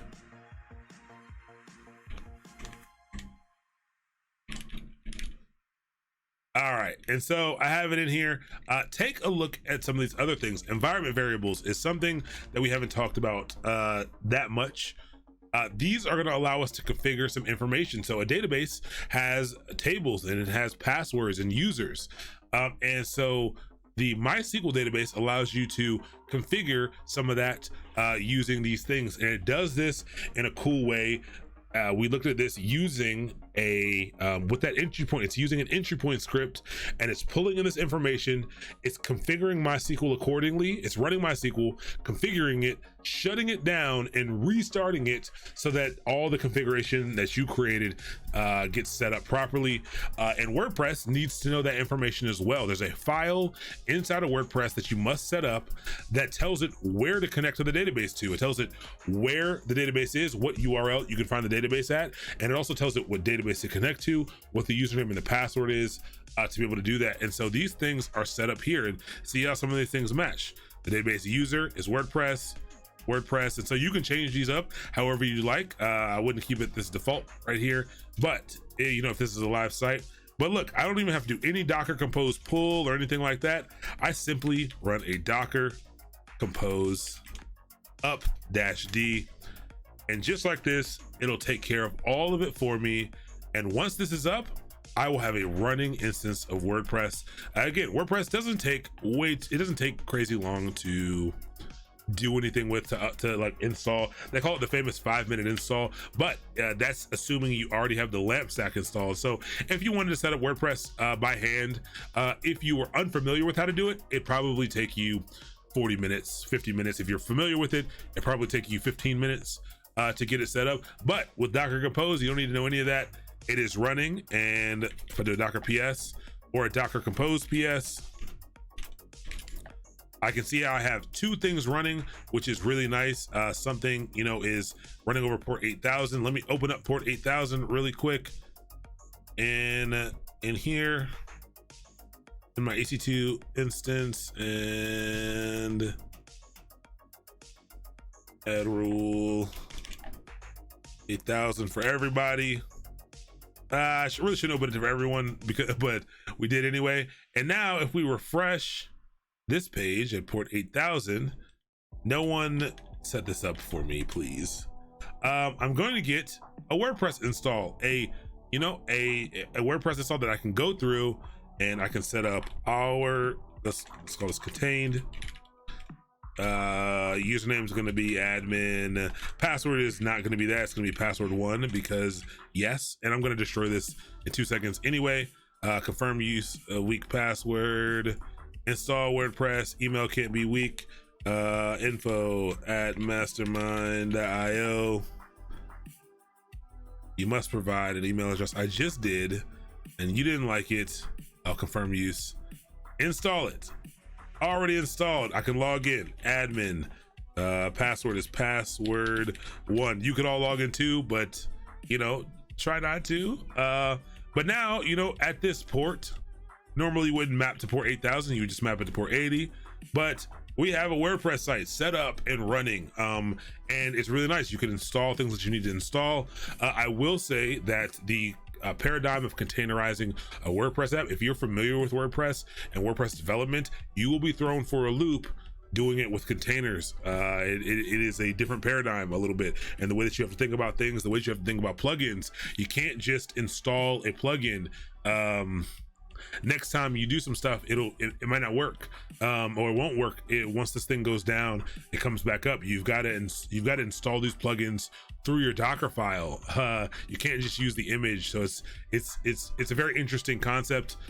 But you can do it. It's really nice. Now it's up and running. I could run this site just fine. In fact, a little bit of a shameless promotion for my wife's blog, flickertoflames.com. This is in fact this is how this is running. And WordPress, again, I don't love WordPress, but it is a way to easily run an application. WordPress provides a number of features to easily create blogs, and whether or not I wouldn't use it, but that's because I'm a little more savvy with the internet. But you can create some cool stuff with it pretty easily, and this is actually running via container, via Compose, actually, just because that's the easiest way for me to manage this at this time. So yeah, portability for sure. I'm going to cover Helm, Stephen Yeat. Yes, we will be doing a full Kubernetes course. So the it's looking like I've been doing a lot of I'm doing basically nothing but planning right now in this last 58 days. Pretty much nothing but planning. The Kubernetes excursion, I might almost need a different, two things. I'm either going to create something that's in between a journey and an excursion, but that seems like too much, because I don't think a lot of things will fall in between here, or I'll make it its own journey, or I'll chop it up into 2 or 3 excursions, because I don't want to do an intro to Kubernetes. I don't want to do a Kubernetes I want to do a Kubernetes real deep dive. I want to take everything we're learning here and to actually do a bunch of Kubernetes stuff. We started to do some, we did Kubernetes the hard way on here just for fun. That's not necessary for that section, but I want to go deeper. I want to go deep into the Kubernetes section, because I think Kubernetes is probably, again, at this time, the most valuable technology you can, the most valuable technology you can learn in terms of your salary and your abilities, especially for people with some industry experience already. I think getting comfortable with Kubernetes really increases your stock, and it will for a while. Sorry, my eyes are burning because my glasses are dirty. But Frosted Donut, thank you so much for the gifted subs. You're making me cry. You're making me cry. Just tear up with joy and appreciation. No, that's not why. You'll see my eyes water until I get some new glasses. You'll see my eyes water every so often from looking at the light too much. I ain't crying. All right, you're crying. I'm not crying. You're crying. Oh man, this is burning though. Not gonna lie. Yeah, you ask for a raise. After that, once we learn a little bit of Kubernetes, for sure, go and ask for that raise, even if you're not using it. Get the CKA. I do agree. I agree. I think the CKA is valuable right now. That's the Certified Kubernetes Administrator exam. I think it's absolutely valuable. It's a hands-on exam, so you got to know what you're doing. But yeah, it seems pretty dope. I was starting to cry, but you jinxed it. I'm sorry. I'm sorry that I jinxed it. I really do appreciate that, Frosted Donut, though. Come to the Bay and have them back the truck. I mean, for Kubernetes, absolutely. Head over to the Bay, have them back the truck up. I'm telling you, it is a valuable tool. Now, I'm not saying that Kubernetes is super easy to learn. There's a number of concepts that you won't just just learning Kubernetes won't make you amazing at using it. Kubernetes, like everything else, is just a tool to solve certain problems, but you can get a long way by just knowing how to use it, a really long way. But it's I really again, people always ask me, I've said it before. I was like, yeah, I mean, I do think people should use Kubernetes, and people were like, but is Kubernetes really the answer? I mean, no, it's not. But It is because people have chosen it is going to be the operating system of the future. People who are coming into the industry are not going to have to learn Ubuntu. They're not going to have to learn, you know, the deep Linux commands. They're going to have to learn Kubernetes. They're going to have to understand Kubernetes as a platform. That is going to be how to do it. Yes, that is true. No one knows how to use it, though. That is very true. It is very difficult, but I think that will change. I think there will be more and more layers of abstraction, which I find to be problematic. But again, we're not talking about what I think is the right answer. We're talking about where I think the industry is going. And again, companies have just adopted this thing. They've taken it on as this is what we're going to use. It has its merits. It does. It is a good product, but it is not the answer. The whole control plane is very confusing. All of it's very confusing, and that is why people will pay you so much to know a little bit about it. You don't even need to be a pro. Yeah, I think things like OpenShift, I think things like Pivotal, Cloud Foundry, I think those platforms, more platforms of us as a service, I think are all things that are valuable. I think they will pick up steam in the new containerized Kubernetes world. I also think there will be an extravagant shift back to non in a couple years, just the same way that right now I'm starting to see the remnants of not remnants, the beginnings of, hey, all this microservice stuff we were talking about, let's this mono repo stuff might be a little more exciting. It might make a little bit more sense. I think people are getting a management fatigue for sure. I'm still a huge fan of smaller services, to be 100% honest, of a big monolithic application. I'm cool with the microservices, but there's a shift. There's always this ebb and flow of the way things are moving, the way things are shifting. But out of any technology that people ask me about, the one, yes, the cloud, absolutely learn the cloud, can't go wrong there at all. This one is the one that sets you apart. Kubernetes containers and Kubernetes sets you apart in that, I think Big Mike said, people don't understand Kubernetes, but companies have decided to adopt it. I think people have seen what it can do, and without really understanding it, they've said, hey, this is where we're going to go with this. And people are willing to pay for it right now. And I just think if your goal is to get a job in the industry, if your goal is to make money, which is, I assume, most people's goals is, yeah, you may love tech, you may love changing the world, but ultimately you want to get to a place where you're earning as much as possible, doing the thing that utilizing the skills that you've learned. And I just think Kubernetes is such a high payoff right now. For sure. Ooh, service mesh. Don't get me started on service mesh. Don't get me started on service mesh at all. I can't tell you how long.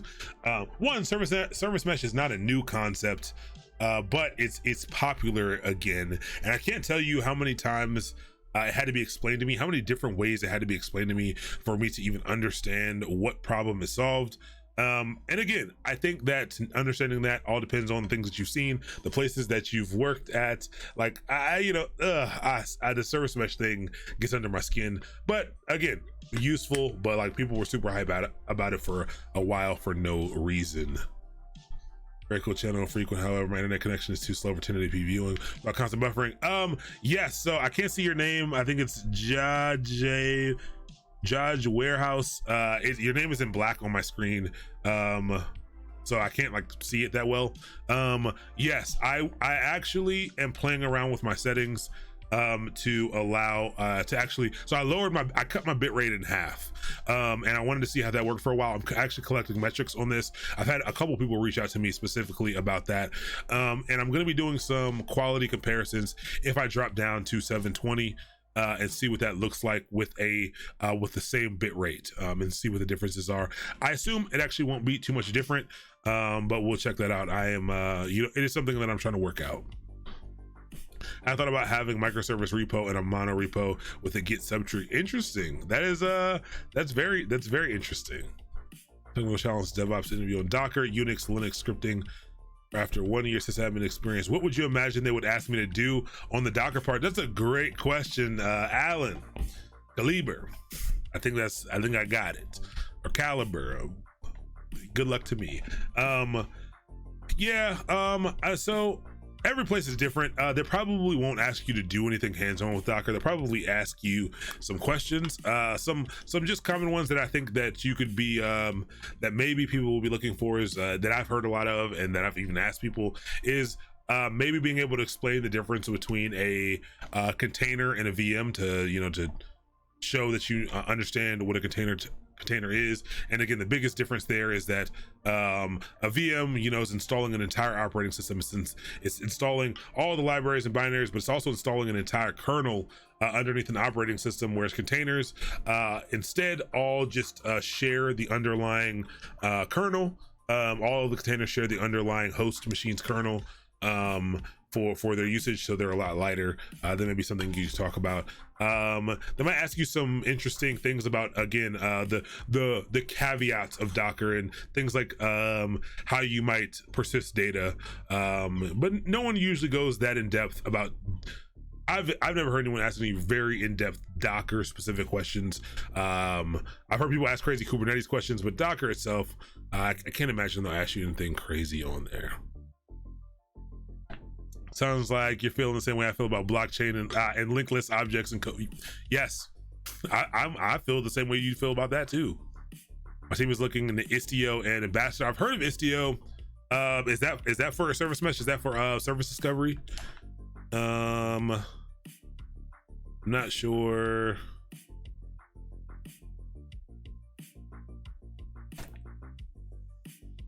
Okay. I'll check out Istio. I've heard of it a lot. I've never looked into it. I actually don't know what it is. I don't know what Ambassador is. But yeah. Real interview question: how would you go about containerizing an app? Oh, well, that's a great question. So Sam, we are literally going to learn about that next time. So on Thursday, that's exactly what we're going to be learning about, is how do you take a look at an application. We'll take a 3-part application. It'll have 3 services. We probably won't get through all 3 services, but it has 3 parts, and we're going to talk about how to approach it, how to, it's going to be an application you've never seen before. We're going to, well, maybe you haven't seen before. I didn't write a whole new application for this. But I found some applications that work pretty well. We're going to take a look at it, and we're going to see how it works and understand how it works and get it installed. I'm going to have it installed already on the machine as is. And we're going to break it down, and we are going to do our best to Dockerize it and to learn about the caveats. I got some bullet points and things for y'all to kind of take a look at when you want to do that as we get there. First off, what's up everyone who just followed? Law Dog, Import, KO2 Fan, what's up Jaj Warehouse, what's up Yang Lee, what's up RMBC6739, what's up everyone, good to have you, what's up Valley 99M, what's up Vapolinario, oh, welcome to the channel everybody, good to have you, just ringing in my ears, so glad you guys came through, so glad you're here for the follow. When are we going to do the Kubernetes deep dive? The Kubernetes deep dive will likely not be the Kubernetes deep dive at the earliest will be the 3rd week in August. I have a schedule of things coming out. It's been really tough, like I said, for everyone who's new to the channel. I do work a full-time day job, but not for long actually. I'm actually in a tech incubator for this company of Mastermind. It started out as Mastermind Academy. This is Mastermind Academy. This will always be here. This will always be free. Always be free, but Mastermind is a bigger company than that, than just training. I believe that anyone who wants access to technical education should have access to technical education, and I don't think it should cost you any money. This is the stuff that will change the world. This is the stuff that will run the world. I think that tech has the power to change. If you learn how to wield technology, not only can you change your entire life, but you can change your entire lineage as well. So I think that's very important. But also we're going to be helping people get connected to companies, doing some engineering advocacy, and so more than just placement, where we're going to be advocating for companies and engineers and finding out a lot of connections there. We do some corporate training as well, group company trainings as well. So a number of things just around technology, understanding how application delivery works, how to approach those things. There's a lot of stuff that we do as well. In the beginning, not going to do much consultancy, but that will be something that happens a little bit farther as we get a little bit deeper. Am I hiring for my company? Not yet. Not yet. So I will be going full-time in my company in 58 days, actually. So my last day at my company, company's amazing. If anyone wants to check out a cool tech company who is hiring right now, head over to fearless.tech, the best place ever that I work. They are the ones actually who pushed me to do this. I'm actually in the incubator at Fearless. At the company that I work for, they are pushing me out the door. The biggest reason I'm leaving is, not the biggest reason, is because they said I had to be out this year to run my company full time. But it's a pretty dope company. Reach out to me. I have to get back to like 2 of you. I did input some of your resumes and got some feedback, and I will provide my own feedback as well, about some of that stuff. But Fearless is a great company that you should reach out to if you're trying to get a job. But I'm not hiring yet, but I'll let you all know as soon as I am. And I also, like I said, will have I'll have the inside track on a lot of I'm doing a lot of engineering advocacy, a lot of engineering advocacy for helping companies set up pipelines for newer engineers, for beginner engineers. The tech industry can't support itself. Like, it's moving too fast. Not enough people are reaching the levels that these companies need us at, just because, again, everyone wants the people with 10 years of experience, and no one's putting in place the things that need to happen for us to create those engineers in the future. So salaries are going to continue to go up, to be 100% honest, but it's going to get more exclusive, and especially in the middle and upper ranks. So doing like most of what I'm going to be doing in the beginning is working with organizations to help develop that pipeline for themselves, because ultimately in the long run it'll be much cheaper for them, and much better for their company if they're able to build these engineers. It'll save them money, it'll make the engineers happy, they'll be making great money, especially in terms of what these salaries are, and in the long run I think it will help everyone out. So yeah, so I'll be giving so that is why if I seem scatterbrained sometimes, if I'm if I say I'm going to do something and sometimes I'm like, dang, I forgot about that thing, it's because I'm actually working on a lot to kind of wrap up things on my day job. I'm a lead at my job now.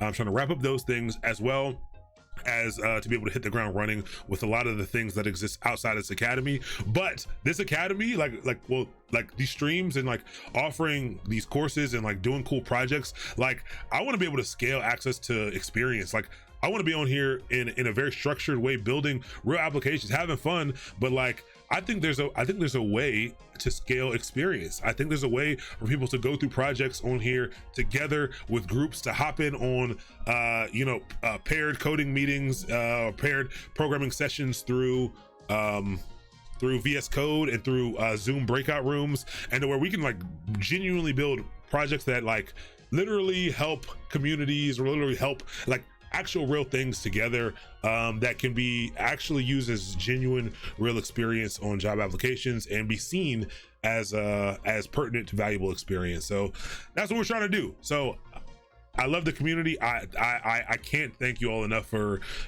watching and having fun. I have a really good time doing this because of you all. But if there's any ways that like we can help, if you think you can help foster any of this and to make extend the reach and to really make some meaningful changes and avenues for people to get into the tech industry, I really want to try to do that. Tech industry has been amazing to me. It's been, never would have expected to be as successful in the tech industry as I have been. It's opened up a number of doors. I'm a simple guy, but I think the life that me and my wife live is amazing. And, I'm not super stressed out, and to be able to do it, we were able to pay for, do all the fun things that we normally do. We were able to pay for, she's getting her master's right now. We were able to pay for school out of pocket. And it's been really amazing. Like, it has been really amazing. And I think that anyone who really wants to dive into that shouldn't be, school's expensive, boot camps are expensive. Yes, tech, the material is out there, but again, everyone's not an autodidact. Everyone cannot just hop online and look at a couple of videos and know what they're doing. Some people need the structure. Some people just need the community. So that's what we're trying to do here. So that's my little rant about Mastermind as well. So I hope, I hope you could hear a little bit of my passion come through. I just was throwing it out there, but a lot more will be coming out about that. But, Also going to try to extend some of the series into things that I don't know. So things like around digital delivery, like UX and UI and Scrum Mastering. I won't be teaching those things, but we're going to make some space trying to figure out if it's a different channel, trying to figure out if it's a different time. I will still continue to do the things that I know about, but the plan is to have other people who are amazing at these other aspects, because everyone, tech industry has a lot of different areas that you can come in that I can't teach you about, but that are amazing. So Sam, thank you so much for the 10 gifted subs, the love. Thank you so much. Again, I really appreciate people like you all who are helping, helping create the community, helping the community flourish. I really do. I love it. Welcome to mentor any dev that wants to pair program. That's dope. We are so Ben, that's amazing. Ben Haverson, thank you so much for saying that. But that's dope. Anyone should take Ben up on that first off. But I'm trying to build something really cool with a tool, an application that works with the VS Code's share feature to really kind of foster some really good pair programming, like ease of use, to make these pools where people can get kind of paired up and have a little fun with that and make it a little bit fun. So I don't know, we're just trying to build the community. We're gonna try some things, we're gonna fail at some things, we're gonna do some stuff that's amazing, and it's just gonna be fun, and we're gonna get better for it as we move through. We'll learn all, we're gonna be so good at stuff later. It's gonna be amazing. I have a tool. I don't have a tool. Well, I started on a tool. I actually did start on a tool. My problem is I've started on too many tools without the, like I said, I still have a full-time job. So I don't have as much time, but I will have that time, and it's going to be great. Here for the community and structure too. Tech has changed my life. I used to be broke and stressed. Yeah, Big Mike. Seriously.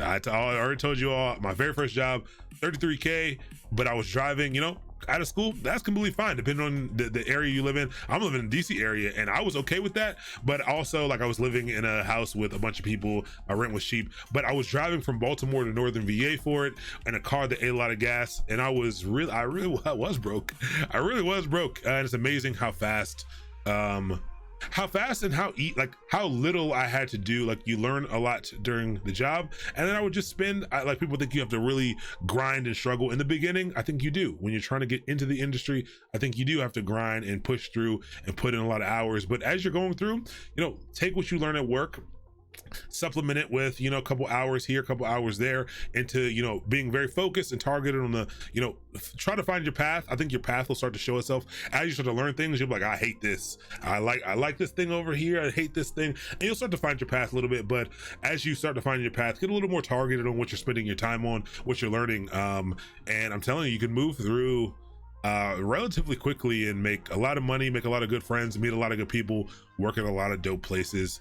The tech industry is it's an interesting one, and it's you can make waves, you can move your way through it pretty easily. There's so many jobs and not enough qualified people to fill it. It really is the truth. It is hard to get in because again, everyone wants everyone right now thinks we want we want a contributor right now, but it's not sustainable. And I promise you all, keep trying. As time goes on, people will be snatching up engineers who are really trying, who are entry level, where they can get you for cheap.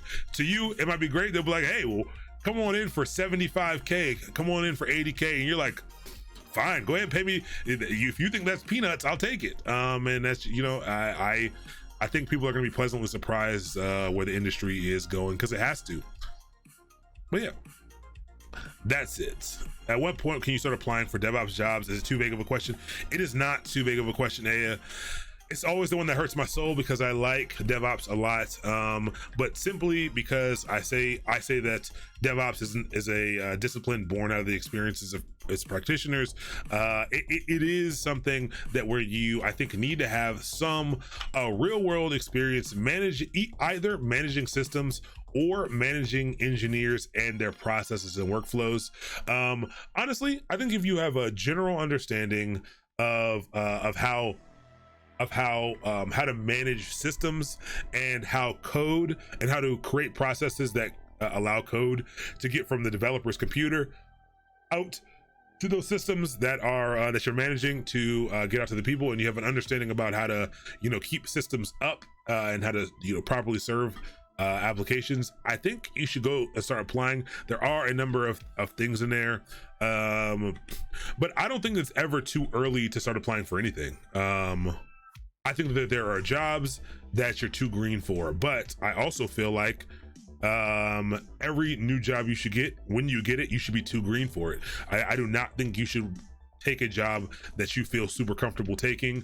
I think every time you apply somewhere, you should be a little bit worried, like, am I really, do I have the skills for this? And I think after the interviews, when you're done, I think you should be like, that went well, but like, sounds like what they want is a little tough. Am I really there? I think that's where you grow the most. I think that's what really pushes you forward.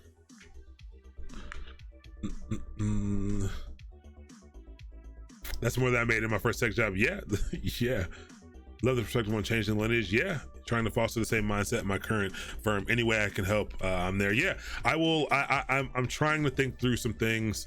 My problem is I'm trying to think through too much. Luckily, I have some amazing mentors, and they're helping me kind of really focus my goals and focus what I want to do. Like I said, I'm pretty passionate about this stuff. Just passionate about what, like, there's just so much opportunity out there for this. And just at least helping point people in somewhat of a proper direction, I think is fun. How do you go from being full stack engineer, DevOps engineer without having production experience? So I think everyone's gonna get mad. All the sysadmins, all the other DevOps engineers who come from an ops background like me.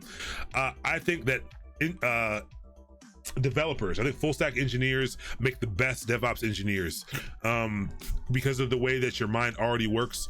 I think you're code first, and I think that's very helpful when you get to DevOps. Without having that production experience, it is tough, but I think if you can spend your time really understanding the application, it'll take a lot of the pressure off of you. A lot of that production experience is really determining where the problem is. I think troubleshooting across the board is it's a fairly standard process. It's what tools can I use to discover where this problem is happening at, and using those tools first to discover where the breakdown is happening. And once you discover the place, you can start to dig into whether it's networking, where on the OSI model, where in the stack is this happening? Is it the application? Is it the infrastructure itself? Is it the network? Is it not even in our data center? Is it outside of here? I think just developing pretty good troubleshooting skills can help a lot, especially if you're not the only one. It really does help if you have someone who does have that production experience on board. You can really have a really nice symbiotic relationship there.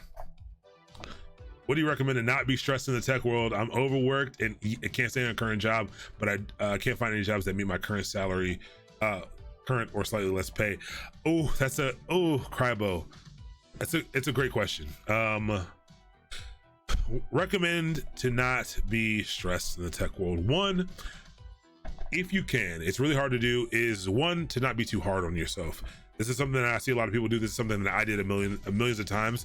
You start to learn something and you fall off from learning it, or you start to learn something and you're like, I got to learn this thing because I want to get this new job and I want to be able to move into this new industry, in the tech industry, this new discipline or something, and you're like, I should know this, and you're like, how come it's so hard to learn this? And like, I just think we're really too hard on ourselves, and it creates a lot of stress. This feeling that I have to be able to know this by this time. Everyone else understands this. Why is it taking me so long to get it?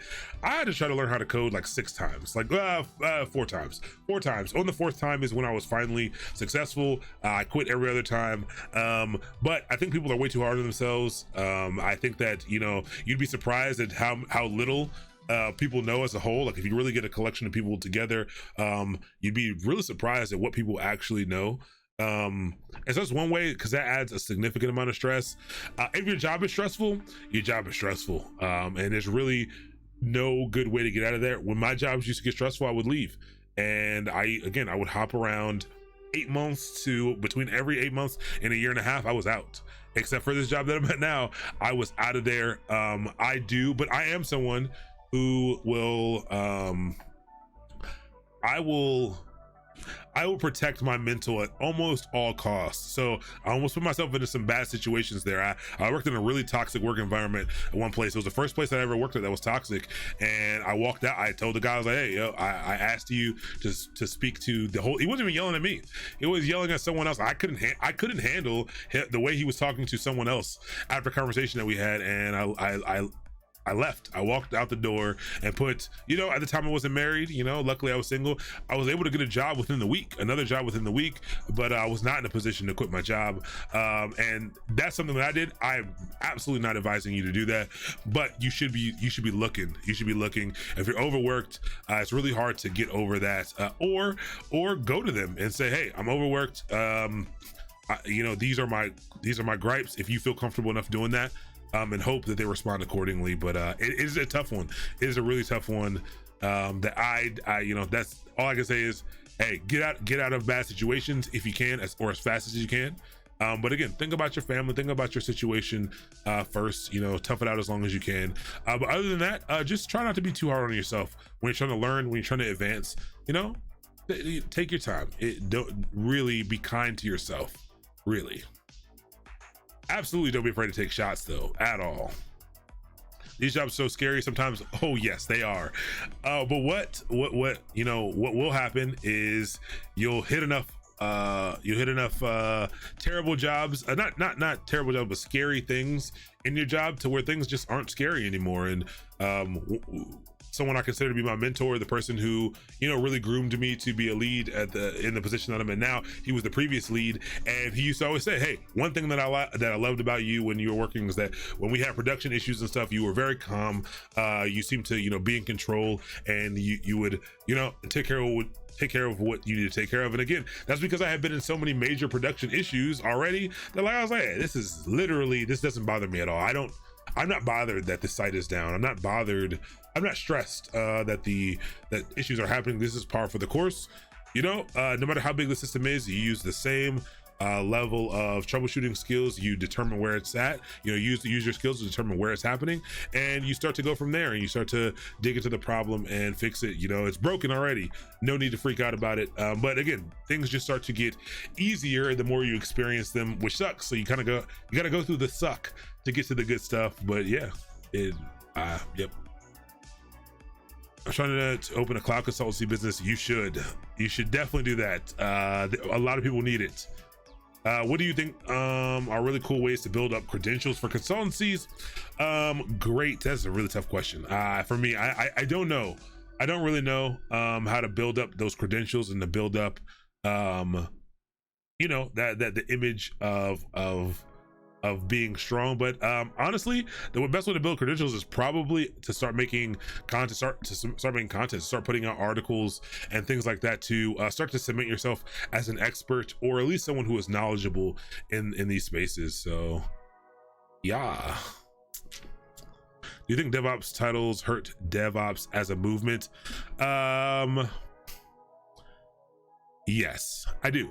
I do think that, but more so not because of the title itself, but more because of the looseness in which people apply it to roles. If you're touching infrastructure, people will throw the DevOps term on it, and so there are a number of different categories of what I think DevOps is, and I don't think any of them are like, I'm not like, oh, like I love DevOps, but I'm not like, oh, DevOps is the way that you do stuff. Everybody needs DevOps. No, that's not true at all. But I do think it can be hurtful to the movement, because again, it's kind of just become purely synonymous with infrastructure, which I think is weird because I actually think that's more SRE. But hey, who knows? Almost quit working like 3 times. Yeah, I really will. So things, like I said, things are different now. I would never, even things are completely different now, but I would never do that now. Like if I was in that position, I'd take care of things and I'd go out the right way. But I was young. I think at that time I was 24, 25, and I couldn't. Basically what happened is the dude that we had an older guy on the team who was good, but like the way that the PM used to talk to everyone on the team like was really disrespectful, and I just felt like as an adult, like you can't talk to people like that. And they never really talked to me crazy because I was new, and I was actually couldn't touch any of the systems for real because I was actually going through a security clearance process, so I couldn't really do anything. So they never had many opportunities to yell at me, and it just I don't know, man, it just kept me. It's something interesting about watching grown people yell at other grown people, like, but like very condescendingly, and the other grown person just take it. It's really it's really problematic for me. I didn't know it was problematic for me, but like I saw it once. I asked him, I had a conversation. I said, hey, you know, I think we're all adults. I just, that bothered me. I would really like, you know, I would really like for you to speak to me as an adult and everyone here as an adult. And he was talking to this guy like he was a child, and I couldn't handle it. I really couldn't handle it. And I was actually surprised at how much it bothered me. And you know what I did? I left, I walked out of the building and I hopped on the metro. I was working in Silver Spring at the time at NOAA, at the National Oceanic and Atmospheric Administration, for a contractor. I wasn't working for the actual government. I was working for a contractor there. And I left and I went to the Washington Auto Show. Great day. I was broke, but I was looking at those cars that I was gonna be able to get one day. All right. So we're still working towards those things, but you know, you know, life comes at you fast, but we survived it. And I do think it was better for my mental, but you shouldn't do that. You should not do that unless it makes sense. But yeah, that's it for tonight. I love all the questions though. I really do love all the questions. Thanks for letting me vent, sticking around while I just, you know, talked about some of the things that are on my mind. I just wanted to, you know, it feels good to tell you guys about some of the things that are going on, because there's gonna be a lot coming out about all of it, but like trying to manage it all right now is a little bit stressful. There's just not enough hours in the day. It's not because I'm not stressed out. Like it's stressful, but I'm not stressed out. Like I'm not like, oh my gosh, I gotta get this thing done. Like it's interesting because it's my business. If it doesn't get done, it's completely fine that it doesn't get done. But just, you know, you want to make things work, and you want to, you know, make sure all of your obligations are taken care of. I have a family as well, and you know, just making sure you spend time with those people. It does help that my wife's in school, so we're both, you know, grinding towards something. But yeah, you know, this is a good therapeutic talk for me. It felt good to share with you all. I hope I answered some of your questions. I hope, you know, I know I missed some of them. I'm sorry about that, but I do need to get out of here because again, I have things that I need to do in this time that I have. So thank you. Who are we heading over to raid tonight? Because we must, you know, unless we blue screen like we did that one time, we must head over and we must give someone a little itty bitty raid. And yes, tomorrow's Waddle. If you want to come over tomorrow, we are doing a bash scripting lab for Waddle, putting everything together to kind of wrap that up, and we'll be back here on Thursday to learn how to Dockerize applications, how to approach Dockerizing applications. It's going to be fun, and we're going to learn a lot there. Well, let's head over to the science and tech section. Can you just type in science and tech? I always hope it's going to be at the top for me. I feel like I clicked on Mr. Vape Juice Jordan, so I should go over there, but you know, we'll scroll down to the bottom a little bit. Actually, let's see who's on live coders right now. Let's see. We've head over to J.W. We'd head over. I think we've hit all these people. I don't like that I can hear myself. Mutru. We're gonna head over to Mutru. I don't know what Mutru is doing tonight, but she's a relatively new to the live coders team. Looks like she's building a website. Let's say hello and see what's going on over there. So /raid, and we'll head over to Mutru. Thank you, everyone. Everyone have a good night. We're out of here at 10, 9, 8, 7, 6, 5, 4, 3, 2, 1. Peace out, everyone. Have a great night.